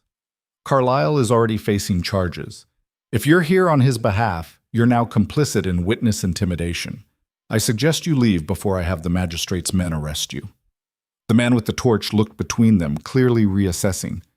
This ain't over, he muttered. Yes, Elena said quietly. It is. The men left, taking their threats with them. The tenants erupted into relieved conversation, Miller gripping Elena's arm in silent thanks. But Elena's attention was on Adrian, who stood a few feet away, looking at her like he was seeing her for the first time. Thank you, she said. You shouldn't have to thank me for doing the bare minimum, he replied, but you're welcome anyway. Lady Constance cleared her throat delicately. Perhaps we should discuss next steps inside, before anyone else decides to make threats. They reconvened in the drawing room, Elena, her father, Adrian, Constance, and Miller representing the tenants. Carlyle will retaliate, Constance said without preamble. Today was just a warning. Let him try, Elena said. We have enough evidence to bury him. Evidence helps in court. It doesn't stop arson or sabotage. Adrian was pacing now, tension radiating off him. We need protection for the tenants, patrols, someone watching the properties until this is resolved. I'll organize it, Miller offered. Most of us are armed anyway. We just need coordination. And legal action, Elena added. Fast, before Carlyle escalates. I'll contact the magistrate today, Adrian said. Press for immediate prosecution. They spent the next hour planning security rotations, legal strategy, communication protocols. It was strange working alongside Adrian like this, almost like being partners, almost like the marriage could have been if he'd ever actually tried. When the meeting finally ended and the tenants filed out, Elena stood to leave. Wait, Adrian said. She paused. I meant what I said earlier, about staying, about fixing this. He looked exhausted but determined. I know I don't deserve another chance, but these people do, and I'm going to make sure they get one. Elena studied him, looking for the lie, the excuse, the easy way out he'd always chosen before. She didn't see it. Maybe he was finally being honest. Maybe he'd actually change. Or maybe this was just another performance, and in 6 months he'd be back in London, leaving someone else to clean up his mess. Either way, it wasn't her problem anymore. Good luck, she said. Then she turned and walked away from Ashford Hall for the second time, her father beside her, the afternoon light slanting through the clouds like a promise. Behind them, Adrian stood in the doorway, watching them go. And for the first time in 18 months, Elena didn't look back. But 3 days later, everything exploded. Elena was reviewing contracts in her father's study when Miller burst through the door, wild-eyed and out of breath. Fire, he gasped. At the Ashford tenant cottages, 3 buildings, started at the same time. It wasn't an accident. Elena's blood went cold. Carlyle. Has to be, but there's more. Miller's hands were shaking. They found evidence, documents hidden in one of the cottages that burned. Before it was destroyed, someone grabbed them. What kind of documents? Proof that Carlyle wasn't working alone. That lawyer who set up the contracts? He's part of it, and there's others. A whole network of them, running the same scheme across half the county. Elena sat down hard. How many estates? At least a dozen, maybe more. Miller looked sick. And they know we found out. That's why they torched the cottages. They're trying to destroy the evidence. Did anyone get hurt? No, everyone got out. But Lady Hale, Elena, this is bigger than we thought. Way bigger. And if they're willing to commit arson to hide it, he didn't have to finish the sentence. Elena stood, mind racing. They needed to move fast. Get the evidence somewhere safe. Contact authorities with jurisdiction beyond the local magistrate. Protect the people who'd already risked everything to help. Get everyone together, she said. Tonight. We're going to... The front door slammed open. Adrian stood in the doorway, covered in soot, his coat singed, fury and fear warring in his expression. They tried to kill them, he said, voice shaking. Lock the doors from outside and set the fires. If Miller's brother hadn't broken through a window... He stopped, seeing Miller standing there. Everyone's safe, Miller confirmed. Barely. Adrian's jaw clenched. This ends now. Agreed, Elena said. But we need proof that will stand up to... I have it. Adrian pulled a leather portfolio from inside his coat. Everything. The network, the payments, the contracts. Carlyle kept records. Detailed ones. I found them in his rooms before I sacked him. You've had this for 3 days and didn't tell me? I was trying to handle it quietly. People almost died, Adrian. I know. He slammed the portfolio on the desk. I know, and I'm sorry. And I should have given this to the authorities immediately instead of thinking I could manage it without causing a scene. I was wrong. Again. Elena stared at him, at the soot on his face and the raw honesty in his eyes, and made a decision. We take it to London, she said. To the courts there. Bypass the local corruption entirely. I'll go, Adrian said immediately. We'll both go. Elena picked up the portfolio. This affects both our estates now, and we're not letting Carlyle or his network burn any more lives to hide their crimes. Her father appeared in the doorway. If you're going to London, you're taking guards. And witnesses, Miller added. I'm coming too. Elena looked around at them. Her father, her almost ex-husband, the tenants who'd trusted her, and felt something shift in her chest. This wasn't about her marriage anymore. It wasn't about Adrian or Carlyle, or even justice for what had been done to her. It was about stopping something bigger, something that had been destroying lives in the shadows for years. And for the first time since she'd left Ashford Hall, Elena felt like she had a purpose that was entirely hers. Then we leave at dawn, she said, and we don't stop until every single one of them is finished. They left before sunrise, when the sky was still bruised purple and the frost hadn't lifted from the ground. Elena rode beside Adrian in the carriage. Her father had insisted on the closed coach rather than horseback, citing safety, though she suspected he just wanted them contained where guards could actually protect them. Miller and 2 other tenants rode alongside as additional security, armed and watchful. The portfolio sat between Elena and Adrian like a third passenger, bulging with evidence that could either save them or get them killed. Neither of them had slept. Elena could see it in the tight lines around Adrian's eyes, the way his hands kept clenching and unclenching on his knees. He'd changed from his soot-stained clothes into traveling wear, but he still smelled faintly of smoke. You should have told me about the documents sooner, she said, breaking the silence that had stretched for the first hour of travel. I know. People could have died. I know that too. Adrian's voice was rough. I thought if I could just handle it quietly, present it to the magistrate with a neat solution already worked out, nobody else would have to be involved. Nobody else would be at risk. That's not how this works. I'm aware. He finally looked at her. I spent 18 months thinking I could manage things from a distance, never getting my hands dirty, never actually confronting problems directly. Old habits. Elena studied him. The Adrian she'd married would have made excuses, deflected blame, found a way to make his failure someone else's responsibility. This version just sat there, owning it. It was unsettling. What changed, she asked. What do you mean? Between the man who ignored his estate for 18 months and the man who ran into burning buildings yesterday. What changed?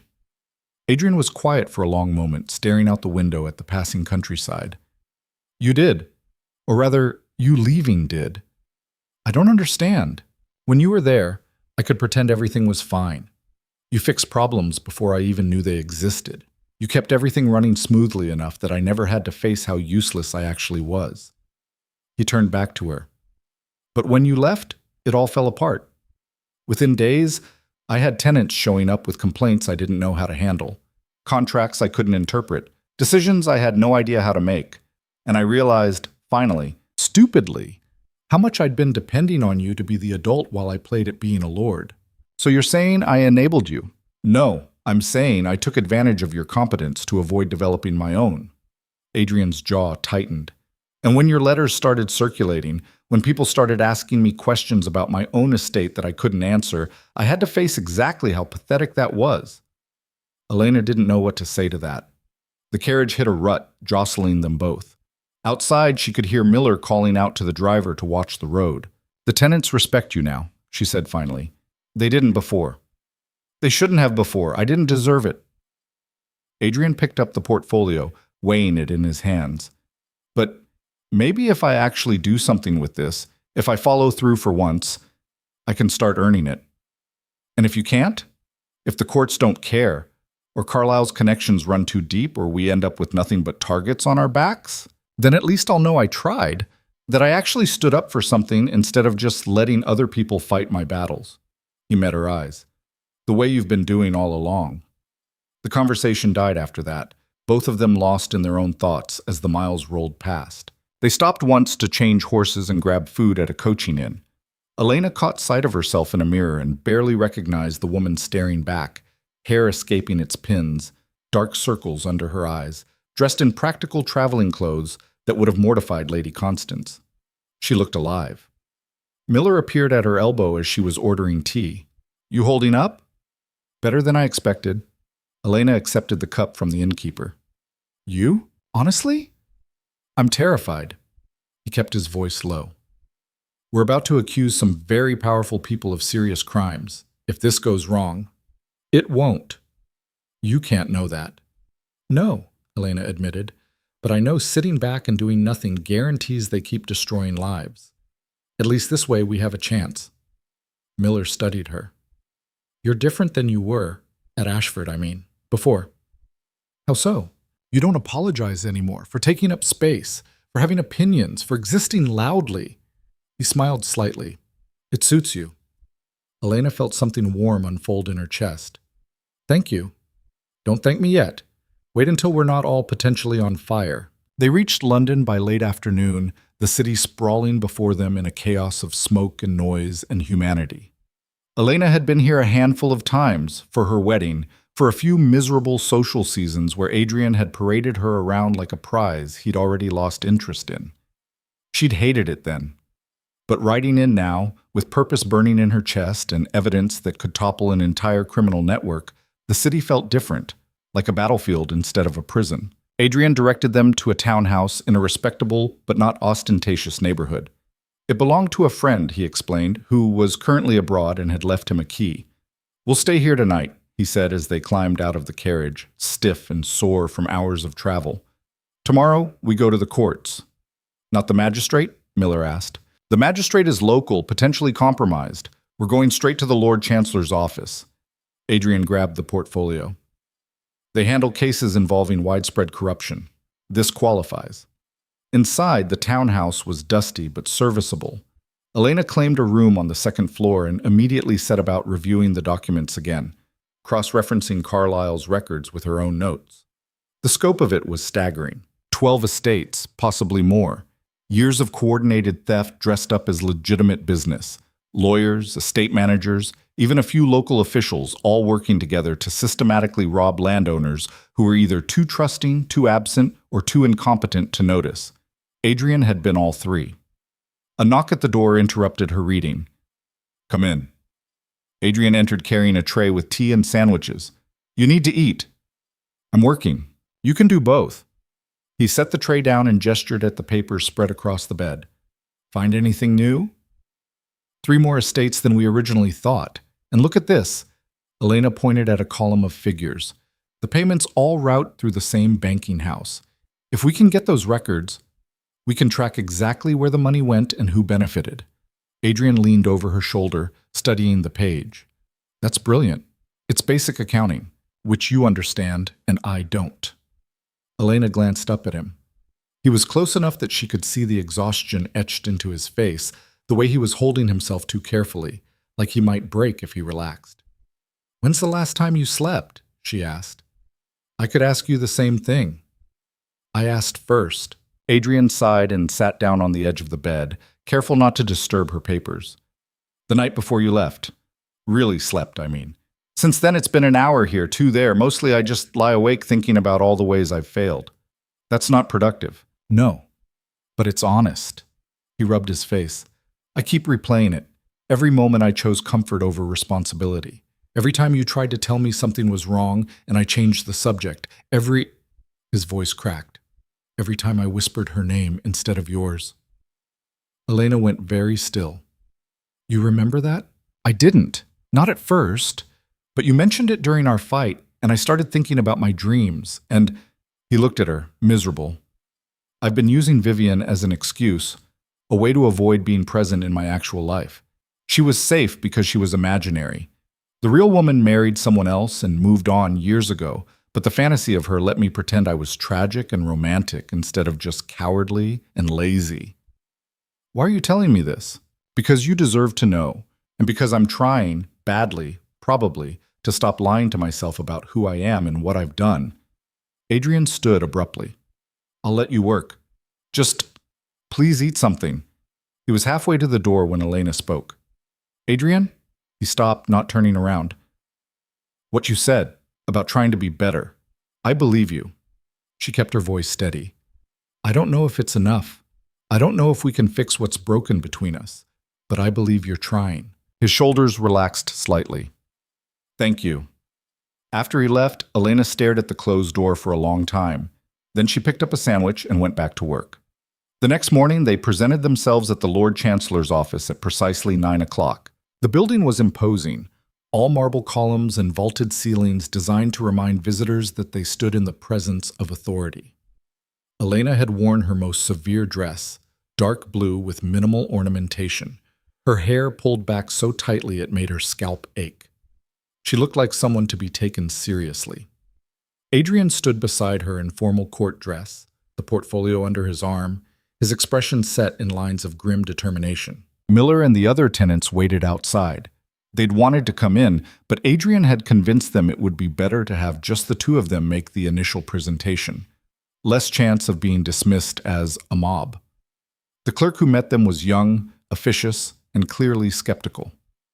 "Lord Hale," he said, barely glancing at Elena. "I wasn't aware you had an appointment." "I don't, but I have evidence of widespread criminal conspiracy that the Lord Chancellor needs to see immediately." The clerk's eyebrow rose. "I'm sure you do, as do the dozen other people who've made similar claims this week. If you'd like to file a formal complaint..." "This isn't a complaint. It's documentation of embezzlement, fraud, and arson spanning multiple estates and involving members of the legal profession." Adrian set the portfolio on the clerk's desk with a heavy thud. "And if you don't bring this to the Lord Chancellor's attention within the hour, I'll go to every newspaper in London and explain exactly how his office ignored evidence of a criminal conspiracy that nearly murdered innocent tenants." The clerk blinked. "Are you threatening..." "I'm informing you of consequences," Elena interrupted smoothly. "We have witness testimony, financial records, and physical evidence of arson, all of which will become public knowledge if this office chooses to obstruct justice." The young man looked between them, clearly trying to decide if they were serious. "Wait here," he said finally, and disappeared through a door marked private. They waited and waited. Elena counted the tiles on the floor. Adrian paced. Somewhere in the building, a clock chimed 10. Finally, the door opened again. But it wasn't the clerk who emerged. It was a man in his 50s, gray-haired and sharp-eyed, wearing the robes of a senior official. He held the portfolio Elena and Adrian had brought, and his expression was unreadable. "Lord Hale, Lady Hale," he nodded to each of them. "I'm Robert Ashworth, senior counsel to the Lord Chancellor. I've reviewed your materials." "And?" Adrian asked. "And you've either uncovered one of the most extensive fraud schemes I've seen in 20 years, or you've fabricated an elaborate fiction." Ashworth's gaze was piercing. "I need to determine which." "Everything in that portfolio is real," Elena said, cross-referenced, verified, and backed by witness testimony from multiple sources. "So you say. But you'll understand if I'm skeptical of evidence gathered by an estranged wife against her husband's estate manager." "I'm not estranged," Adrian said sharply. "We're here together, presenting this jointly." Ashworth's eyebrows rose slightly. "Interesting. Most couples don't collaborate quite so effectively when their marriage is falling apart." "Our marriage is complicated," Elena said. "The evidence isn't. Check the banking records. Interview the tenants. Inspect the burned cottages. Everything we've documented can be independently verified." "Oh, we will verify it thoroughly." Ashworth tucked the portfolio under his arm. "But that will take time, weeks, possibly months. In the meanwhile, I need you to understand that bringing accusations like this carries serious consequences. If you're wrong, if this is exaggeration or revenge masquerading as justice, you'll face charges yourselves." "We're not wrong," Adrian said quietly. "And we're not leaving until you take this seriously." "I'm taking it seriously. That's why I'm warning you." Ashworth looked between them. "People with this much to lose don't go quietly. If even half of what you've alleged is true, you've made enemies who will do everything in their power to discredit or silence you. Are you prepared for that?" Elena thought about the burning cottages, the threats, the systematic way Carlyle and his network had destroyed anyone who got in their way. "Yes," she said, "we're prepared." The investigation moved faster than Elena expected. Ashworth assigned a team of clerks to verify the banking records. Investigators were dispatched to the burned cottages. Witnesses were interviewed under oath. And slowly, painfully, the full scope of the conspiracy emerged. It was worse than they'd thought. 17 estates, not 12. 20 years, not 3. Millions of pounds siphoned off through false contracts, inflated expenses, and outright theft. And at the center of it all, a lawyer named Edmund Price, who'd built an entire enterprise on exploiting trusting landowners. Carlyle had just been one of his employees. The news broke in the papers 6 days after their initial meeting. Massive fraud uncovered, the headline screamed. Pierre's estate at center of investigation. Adrian's name was everywhere. But so was Elena's. The reporters loved the angle. The brilliant wife who'd uncovered the crime. The negligent husband who'd finally stepped up. The dramatic confrontation between old money and new accountability. Some of the coverage was sympathetic. Some of it was vicious. Elena stopped reading after the third article called her a shrewish harridan who couldn't accept her proper place. "They're going to crucify us," she said, staring at the newspaper spread across the townhouse dining table. "Let them." Adrian tossed another paper onto the pile. "We're winning." "Are we?" "Price has been arrested. 3 of his associates are in custody. The banking house is cooperating with investigators." Adrian's smile was grim. "For the first time in my useless life, I'm actually accomplishing something. I'll take the bad press." Miller burst through the door before Elena could respond, waving a letter. "You need to see this." Elena took the letter. It was from Sir Richard Thornton, the magistrate who'd dismissed them weeks ago. "Lord and Lady Hale, I owe you an apology. I dismissed your evidence as personal vendetta when I should have investigated further. Your persistence has exposed corruption I should have caught years ago. While my oversight doesn't excuse my failure, please know that I am working with the Lord Chancellor's office to ensure justice is served. Additionally, I am personally sponsoring a review of estate management practices across the county to prevent future abuses." Respectfully, Sir Richard Thornton. Elena read it twice, not quite believing what she was seeing. "He apologized," she said. "He admitted he was wrong," Adrian corrected. "In writing, to be used as evidence." He looked at Miller. "The other landowners?" Starting to ask questions. 3 have already launched their own investigations. 2 more are meeting with their tenants to review grievances. Miller grinned. "You started something." Elena felt it then. The shift. The moment when they stopped being victims, reacting to circumstances, and became forces actually shaping outcomes. It was terrifying. It was exhilarating.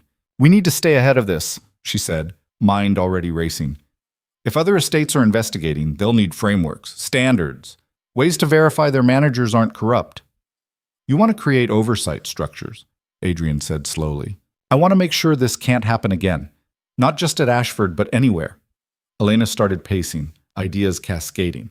Written guidelines for estate management, regular audits, tenant representation in disputes, make it standard practice instead of optional. That's ambitious. It's necessary. Miller was watching her with something like awe. "You know what you sound like." "What?" "Someone who's going to change how half the country manages property." He shook his head. "And they said you were just a quiet little wife." Elena laughed, sharp and slightly wild. "Turns out I was never very good at being quiet." The breakthrough came 10 days later. Ashworth summoned them back to his office, his expression carefully neutral. "We've traced the money," he said without preamble, spreading documents across his desk. "Price's network was extensive, but sloppy once we knew where to look. We've recovered approximately 40% of the stolen funds. The rest appears to have been spent or hidden offshore." 40%, Adrian repeated. "Out of how much total?" "Roughly £2 million. Elena felt the number hit like a physical blow. 2 million. Stolen over 20 years from families who'd trusted their managers, their lawyers, their systems. "What happens now?" she asked. "Prosecutions. Price and his primary associates will face trial. The recovered funds will be distributed back to the affected estates proportionally." Ashworth looked at them both. "And the Lord Chancellor wants to meet with you." "Why?" "Because you've exposed a systemic problem that goes beyond individual corruption, and he's interested in your proposals for reform." Elena's heart stuttered. "My proposals?" "Word of your suggested oversight structures reached his office. He's considering making them official policy for Crown lands, possibly recommending them for private estates as well." Ashworth's expression softened slightly. "You've done something remarkable here, both of you." After they left Ashworth's office, Adrian and Elena walked through London in silence, processing what had just happened. "They're actually listening," Elena said finally. Of course they are. You're brilliant. I'm persistent. There's a difference. Adrian stopped walking, forcing her to face him.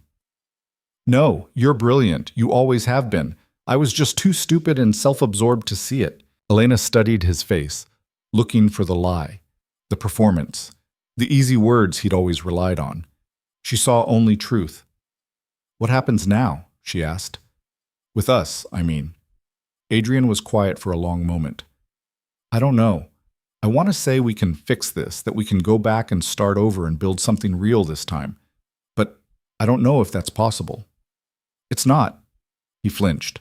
We can't go back, Elena continued. I'm not that person anymore. The one who made herself small and quiet and acceptable. I won't be her again, even for you. I know. And I wouldn't want you to. Adrian's voice was rough. The woman you are now, fierce and uncompromising and absolutely terrifying, that's who I should have married in the first place. That's who I should have seen. But you didn't. No, I didn't, and I can't change that. He looked at her steadily. But I can be better now. Not for you, because you don't owe me anything. But for myself. Because I'm tired of being the weak man who lets other people carry his responsibilities. Elena felt something loosen in her chest.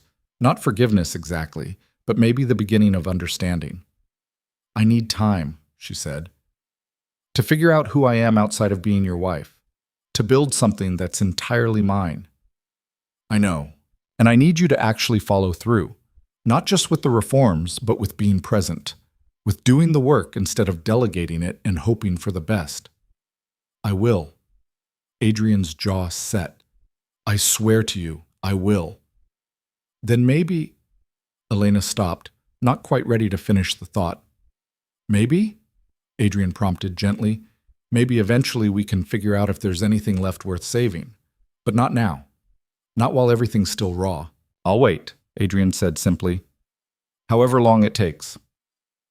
3 weeks later, they returned to Ashford Hall together. The tenants had organized a gathering in the village square. Not exactly a celebration, but close. The threat of Carlisle was gone. Price was in custody. The stolen money was being recovered. For the first time in years, people felt safe. Elena stood at the edge of the crowd, watching Miller organize the food tables with the same efficiency he brought to everything. Adrian appeared at her elbow, 2 cups of cider in hand. Peace offering? She took the cup. We're not at war. Aren't we? Not anymore. I think we've moved into complicated alliance territory. Adrian laughed, genuinely laughed, the sound surprised and rusty. I'll take it. They stood in comfortable silence, watching the gathering. Then Lady Constance approached, dressed in her customary black expression unreadable. Mother, Adrian said warily. Son, daughter-in-law. She nodded to each of them. I hear congratulations are in order. For what? Elena asked. For refusing to be silent when silence would have been easier. For fighting when fighting seemed futile. For being exactly the kind of woman this family has needed for generations and never had the sense to value. Constance's lips twitched. I'm proud of you. Elena blinked, certain she'd misheard. You're what? Proud. Don't make me repeat it. Constance turned to Adrian. And you? You finally stopped being your father's shadow and became your own man. Took you long enough. I thank you? Don't thank me. Thank your wife. She's the one who forced you to grow up. Constance started to walk away, then paused. Oh, and Adrian, if you ever whisper another woman's name in your sleep again, I'll disown you myself. She swept off, leaving them both staring. Did your mother just, Elena started, compliment you? Yes. And threaten you? Also yes. Adrian rubbed his face. I think that means she approves. Miller called for attention then, raising his cup. To Lady Elena and Lord Adrian, for seeing what needed to be done and having the spine to do it. The crowd echoed the toast, voices rising in genuine warmth. Elena felt tears prick her eyes but refused to let them fall. She'd cried enough. This moment wasn't about grief or loss or what could have been. It was about what was. A community healing. A system changing. A woman who'd found her voice and refused to lower it ever again. Adrian leaned close, his voice just for her. You did this. We did this, Elena corrected. You started it. I just stopped being useless long enough to help finish it. She looked at him, really looked at him, and saw not the man she'd married, but someone new, someone still figuring out how to be worthy of the space he occupied. It wasn't enough. Not yet. But it was a start. Come on, she said, tugging his sleeve. We should actually talk to the people we helped. They waded into the crowd together, separate but moving in the same direction. And for the first time in 18 months, Elena felt like maybe, just maybe, they were finally on the same side. The gathering lasted until well past dark, fueled by cider and relief and the kind of cautious hope that came from surviving something you weren't sure you would. Elena talked to every tenant who approached her, and there were many. They wanted to thank her, to share their own stories of Carlisle's abuses, to ask questions about what came next. She answered as honestly as she could, even when honesty meant admitting she didn't have all the solutions yet. Adrian worked the other side of the square, and Elena watched him with something like curiosity. He was actually listening to people, not just nodding politely while thinking about something else, but genuinely engaging, asking follow-up questions, taking notes. It was strange seeing him like this, present, trying. He's different, Miller said, appearing beside her with a fresh cup of cider. He's performing, Elena said automatically, then stopped herself. No, that's not fair. He is different. I just don't know if it'll last. Does it matter? Right now, today, he showed up. That's more than he's done in years. Miller took a long drink. People notice. Elena glanced around the square. Miller was right. The tenants were watching Adrian with a mixture of surprise and tentative approval. Not trust, not yet, but willingness to see if the change was real. What about you? Miller asked. You staying at Ashford? The question caught her off guard. She'd been so focused on the immediate crisis that she hadn't thought beyond it. I don't know. You should. We need you here. You need competent management. That doesn't have to be me. Doesn't it? Miller's voice was gentle but firm. You started this. You fought for us when you didn't have to. You can't just walk away now. I'm not walking away. I'm just... Elena stopped, frustrated. I don't know what I am. Adrian's wife, but not really. The estate manager, but not officially. I'm in this strange, in-between place, and I hate it. So pick a side. It's not that simple. Sure it is. Miller set down his cup. Either you want to be part of rebuilding this place, or you don't. Everything else is just details. He walked away before she could argue, leaving Elena standing alone with her uncertainty. She found Adrian later, leaning against the wall of the village hall, looking exhausted but oddly content. Successful evening? She asked. I think so. Nobody threw anything at me, at least. He smiled slightly. That's progress. Low bar? I'm working with what I've got. Adrian straightened. I've been thinking about what you said, about needing time to figure out who you are outside of being my wife. Elena's stomach tightened. Adrian, let me finish. He held up a hand. You're right. You deserve that time and space, but I also need you to know that I want you to stay. Not as my wife, or not just as my wife, but as a partner in actually running this estate properly. You want to hire me? I want to give you what you should have had from the beginning. Authority, recognition, compensation for the work you've been doing anyway. Adrian's expression was serious. I'm proposing we formalize it. Make you the official estate manager. You'd have full control over operations, contracts, tenant relations, everything Carlisle was supposed to be doing. Elena stared at him. You're serious? Completely. I'll handle the social obligations, the political maneuvering, the parts that require a title. But the actual running of Ashford? That's yours. If you want it. What about us? That's separate. We figure out the marriage, or whatever we're calling it, on its own timeline. No pressure, no expectations, just two people trying to be better than they were. He met her eyes. What do you say? Elena's mind raced. It was a good offer. More than good. It was exactly what she would have asked for if she'd thought to ask. But accepting meant staying at Ashford, meant tying herself to this place and this man, even if the terms were different now. I need to think about it, she said finally. Take all the time you need. Adrian pushed off the wall. I'm not going anywhere. That night, Elena couldn't sleep. She lay in the guest room at Ashford Hall. Not the bedroom she'd shared with Adrian, but a smaller space she'd claimed as her own, and stared at the ceiling, turning over Miller's words and Adrian's offer and her own tangled feelings. What did she actually want? For 18 months, she'd wanted Adrian to see her, to value her, to choose her. He was offering that now. In his own imperfect, late-to-the-party way, he was offering exactly what she'd craved. But did she still want it? Or had she changed too much in the wanting? She got out of bed and went to the window. The grounds of Ashford Hall stretched out below, dark and quiet. She'd walked these paths 100 times, managed these lands, fought for these people. Somewhere along the way, they'd become hers. Not because of her marriage, because of her choice. The realization settled something in her chest. She knew what she wanted. The next morning, Elena found Adrian in the estate office, surrounded by paperwork and looking slightly overwhelmed. "I'll do it," she said without preamble. Adrian looked up, hope flashing across his face before he controlled it. "The position?"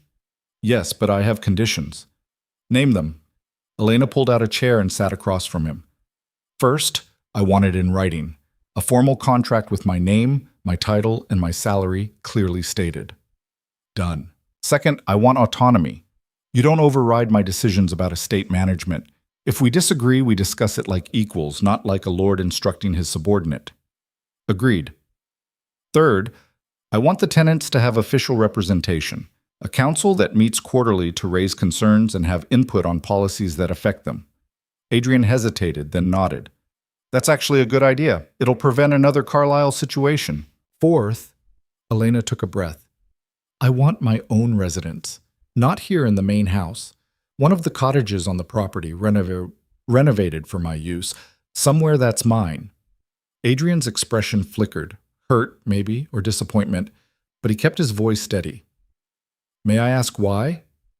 "Because I need space to figure out who I am without constantly bumping into who we were.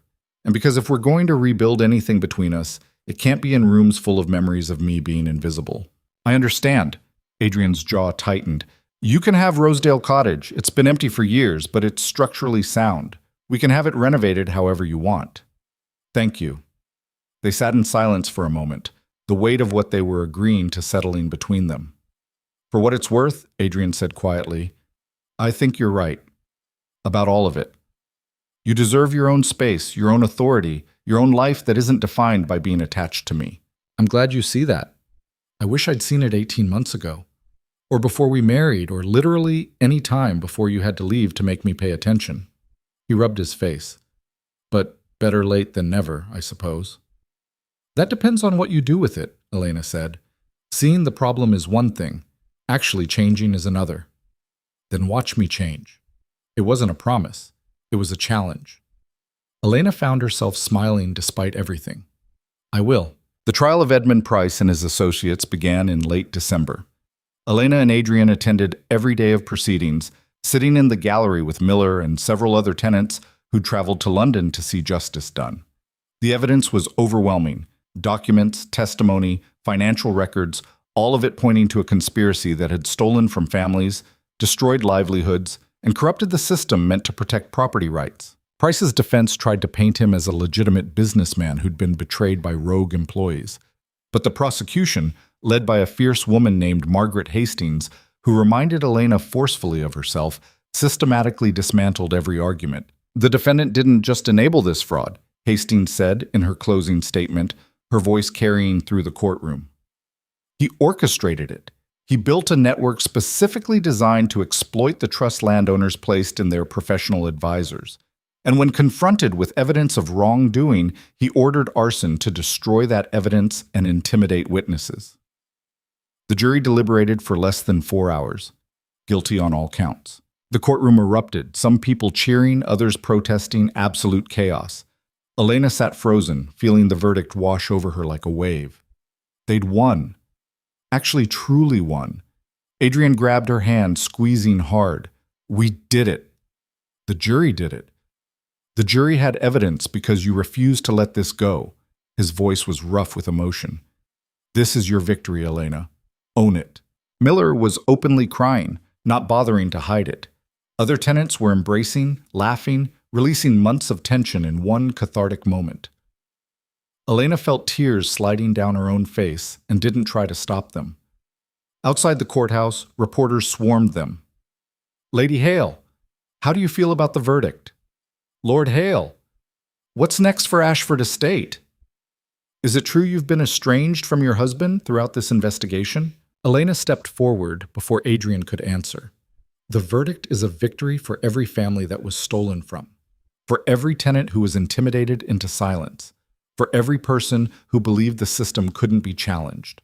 Her voice was clear and firm. "And I hope it sends a message that corruption, no matter how well connected or established, will not be tolerated." "What about your marriage?" someone called out. "My marriage is none of your concern, but my work is. I've been named official estate manager of Ashford Hall, and I'll be implementing reforms to ensure this kind of abuse never happens again. Those reforms will be made available to any estate that wants to adopt them." "So you're staying with Lord Hale?" "I'm staying at Ashford. The rest is private." She walked away before they could ask more questions, Adrian falling into step beside her. "That was incredible," he murmured. "That was exhausting." Elena flagged down a carriage. "Take me home." "Ashford or your father's estate?" Elena paused, considering. 6 months ago, the answer would have been automatic, anywhere but Ashford. But now, "Ashford," she said. "I have work to do." The renovations on Rosedale Cottage took 3 months. Elena threw herself into the project with the same intensity she'd brought to exposing Price. She worked alongside the builders, making decisions about layout and materials, insisting on practical details like proper insulation and a workspace large enough for estate business. It was the first space in her adult life that was entirely hers. No husband's preferences.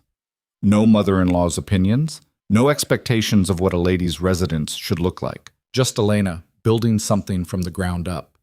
Adrian visited occasionally, always asking permission first, offering suggestions only when invited.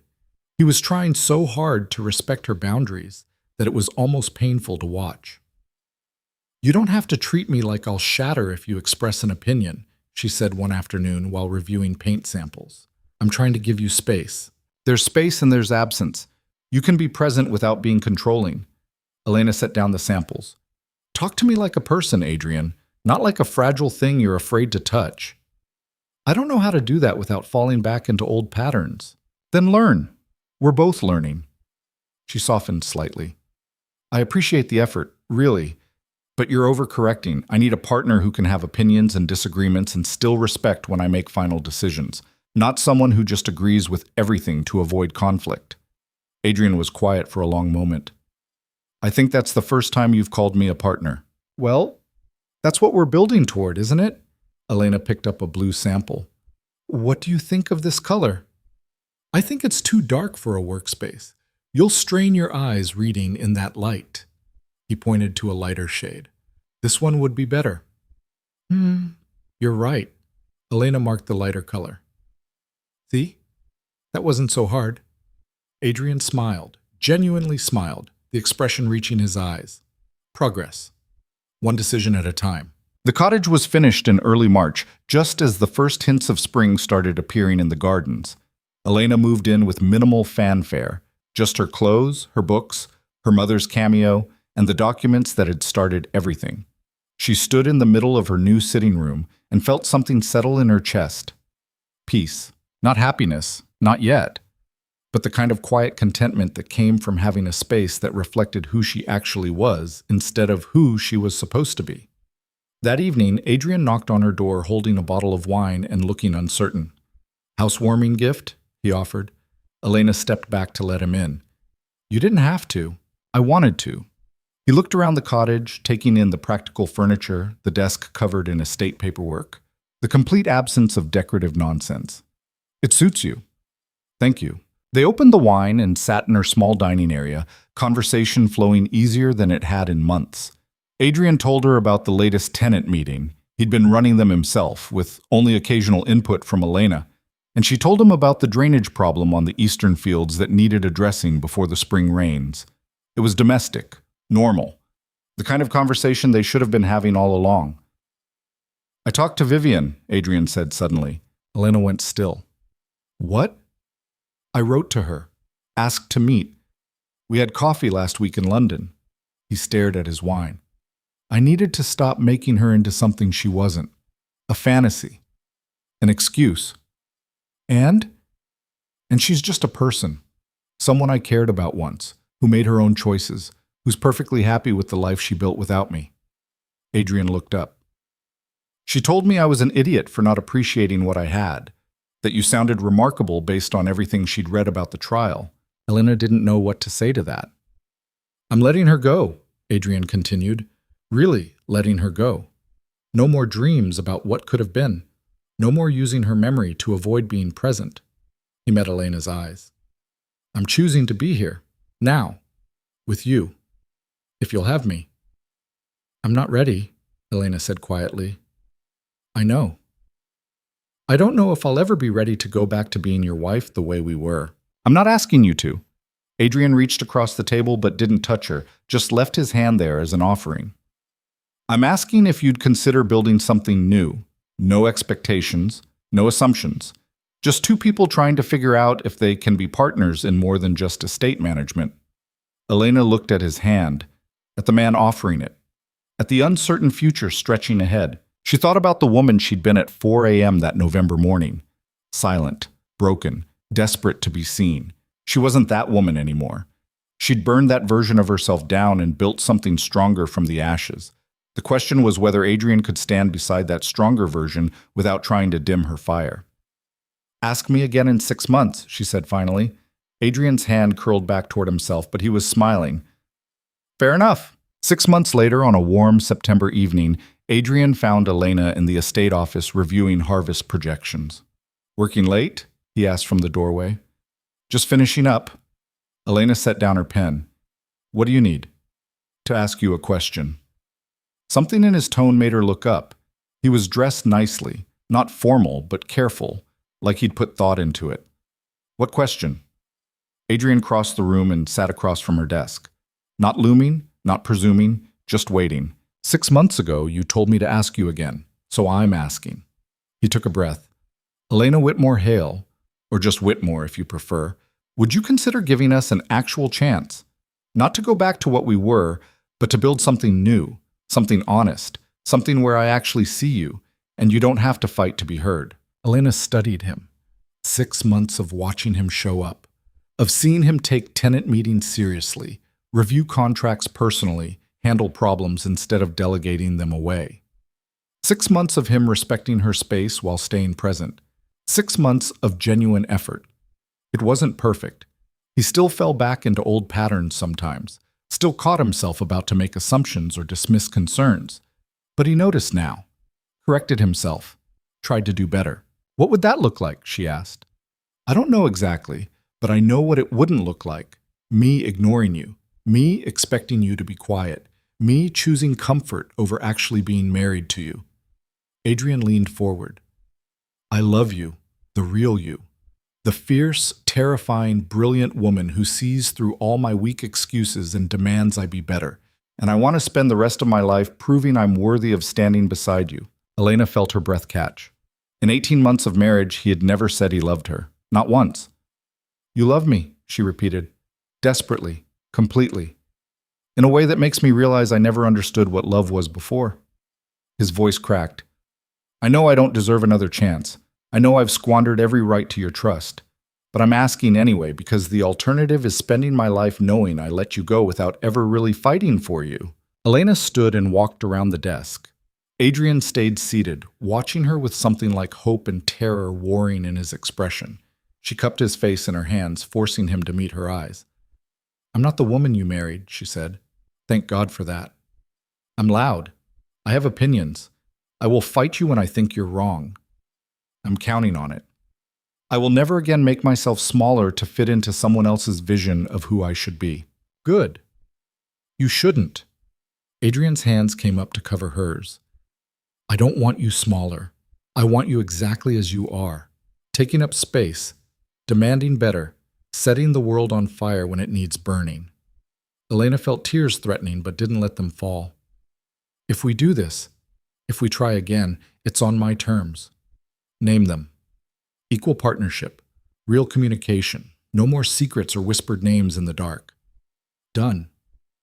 And if you ever treat me like I'm invisible again, you'll leave and I'll deserve it. Adrian's voice was fierce. But I won't. I swear to you, Elena, I won't. She kissed him then. Not the careful, polite kisses of their wedding night, but something raw and honest and real. When she pulled back, Adrian was staring at her like she'd rearranged the stars. Is that a yes? He asked. It's a maybe. Let's try and see what happens. Oh, we'll figure it out as we go. Elena smiled. Think you can handle that kind of uncertainty? With you? Absolutely. He stood, pulling her closer. I'll take whatever you're willing to give and be grateful for it. Good, because I'm not giving you everything at once. You have to earn it. Then I'll spend every day proving I can. A year later, Ashford Hall hosted the first annual estate management conference. Landowners, managers, and tenants from across the country gathered to discuss the reforms Elena had pioneered. Transparency requirements, tenant representation, regular audits, standardized contracts. What had started as a desperate attempt to expose one corrupt steward had become a movement. Elena stood on the platform in Ashford's Great Hall, looking out at hundreds of faces, and felt the weight of their attention. A year ago, she would have frozen, would have made herself quiet and small and tried to disappear. Not anymore. Thank you for coming, she said, her voice carrying through the hall. A year ago, I exposed corruption at this estate because I was tired of watching people suffer in silence. I didn't know it would lead to systemic change. I didn't know others were fighting similar battles. But here we are. Applause rippled through the crowd. The work isn't finished, Elena continued. There are still estates operating under the old system. Still managers who think they can exploit trust without consequences. Still people who believe challenging authority is futile. She paused. But we're proving them wrong. One reform at a time, one estate at a time. One person finding their voice and refusing to be silent.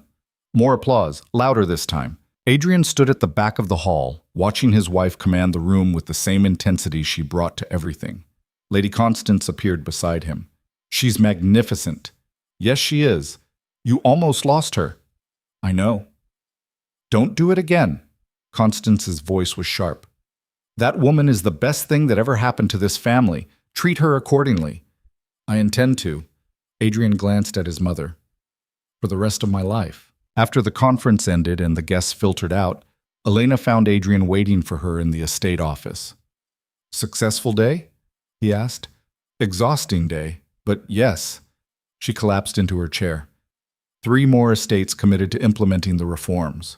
2 landowners want to hire me as a consultant. Will you do it? Maybe, if it doesn't interfere with Ashford. Elena kicked off her shoes. This is my priority. Our priority, Adrian corrected gently. She smiled. Our priority. He crossed the room and knelt beside her chair, taking her hand. I have something for you. Adrian, just let me. He pulled out a small velvet box. I know we're already married. I know rings and gestures don't change the past. But I wanted to give you something that represented what we're building now. Not the marriage my father arranged, not the performance we both endured, but the partnership we chose. He opened the box. Inside was a ring, not the delicate traditional wedding band she'd left on the bedside table that November morning, but something stronger. Gold woven with silver in an intricate pattern, substantial and beautiful. The gold is me. The silver is you, Adrian explained. Separate metals, but stronger together, each maintaining its identity while creating something new. He looked up at her. Will you wear it? Elena felt tears burning behind her eyes. It's beautiful.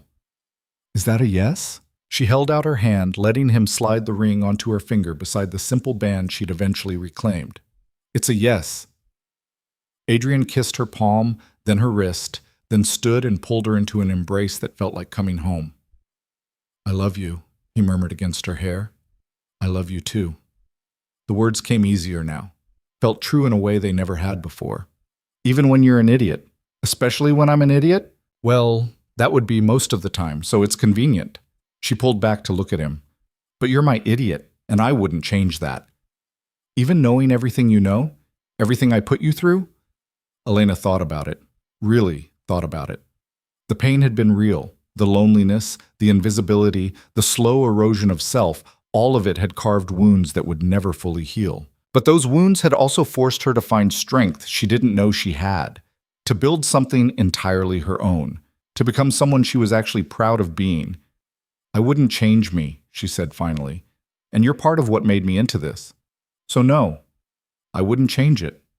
"That's very generous." "It's honest, which is different." Elena cupped his face. "We're building something good, Adrian, something real, but it only works because we both fought for it. Then I'll keep fighting." He kissed her softly, every single day. 2 years after Elena had walked out of Ashford Hall in the pre-dawn darkness, she stood in the same bedroom where it had all started. But everything was different now. The heavy velvet curtains had been replaced with lighter fabric that let in actual sunlight. The oppressive furniture had been swapped for pieces Elena had chosen herself. Her books lined the shelves instead of decorative nonsense she'd never read, and Adrian lay beside her, not as a distant stranger, but as a partner who'd earned his place there. "What are you thinking about?" he asked sleepily. "How strange it is to be back here, in this room." "We can use your cottage if you prefer." "No, I like it here now." Elena turned to face him. "It's not the same room anymore. We made it ours instead of just yours." Adrian pulled her closer. "Everything's ours now." "Not everything. I still have my cottage, which I'm not allowed in without permission." "Exactly." Elena smiled against his shoulder. "Some boundaries are healthy." They lay in comfortable silence as morning light filtered through the windows. Outside, Elena could hear the estate waking up. Stable hands moving horses, gardeners starting their work, the rhythms of a place that finally functioned the way it should. "I'm proud of you," Adrian said suddenly. "For what?" "For everything. For leaving when you needed to. For coming back on your terms. For changing an entire system because you refused to accept that things couldn't be better." He kissed her forehead. "You're remarkable." "We're remarkable," Elena corrected. "You changed too." "Only because you forced me to." "No. You chose to. I can't take credit for your growth." She propped herself up on one elbow. "You could have stayed the same. Hired another manager, gone back to London, learned nothing, but you didn't. Because losing you was the worst thing that ever happened to me, and getting you back, earning you back, was the best." Adrian's expression turned serious. "I know I'll never fully make up for those 18 months, but I'll spend the rest of our lives trying." "I know," Elena kissed him, "and I'll spend the rest of our lives holding you to that promise." "Sounds fair." Later that morning, Elena rode Tempest across Ashford lands, reviewing drainage projects and crop rotations and the 1,000 small details that made up estate management. Miller met her at the eastern fields, where they were testing new irrigation techniques. "Looking good," she said, examining the system. "Should increase yield by about 15% if the rains cooperate." Miller wiped his hands on his coat. "Speaking of cooperation, the other estates that adopted your reforms, they're reporting similar success. Better tenant relations, more efficient operations, fewer disputes." "Good. That's what we wanted." "It's more than good. It's revolutionary." Miller's voice was warm. "You changed things, Elena. Really changed them. And people know it was you." Elena felt a flush of pride but tamped it down. "It was all of us. It started with you. Own it." She thought about that. About the woman she'd been at 4 a.m. that November morning, broken and invisible and desperate. That woman never could have owned anything. But Elena Whitmore Hale, fierce, unapologetic, undeniable, could own everything she'd built. "All right," she said, smiling. "I'll own it." That evening, the entire household gathered for dinner. Elena and Adrian, Lady Constance, Miller, and several other tenants, her father who'd ridden over from Whitmore House. It wasn't formal. The table was crowded and loud, people talking over each other, laughter echoing off the walls. It was perfect. Halfway through the meal, Lady Constance tapped her glass for attention. "I have an announcement," she said, silencing the room. "I've decided to retire from managing household affairs. Elena will be taking over completely." Elena nearly choked on her wine. "What?" "You're already running the estate. You might as well run the house too." Constance's smile was sharp. "Besides, I'm tired, and you're better at it than I ever was." I thank you. Don't thank me. You earned it. Constance raised her glass. To Elena, who saved this family from itself and had the patience not to murder us all in the process. The table erupted in laughter and agreement, glasses raised in toast. Elena caught Adrian's eye across the table. He was grinning at her, pure pride and affection in his expression. She mouthed, "I love you." He mouthed it back. After dinner, Elena and her father walked the grounds together, enjoying the cool evening air. "You're happy," James observed. "I am." Elena sounded surprised by her own certainty. Actually, genuinely happy. "Good. You deserve it." He squeezed her shoulder. "Your mother would be proud. Hell, I'm proud. Thank you for everything, for taking me in when I left, for supporting me, for not telling me to go back and try harder.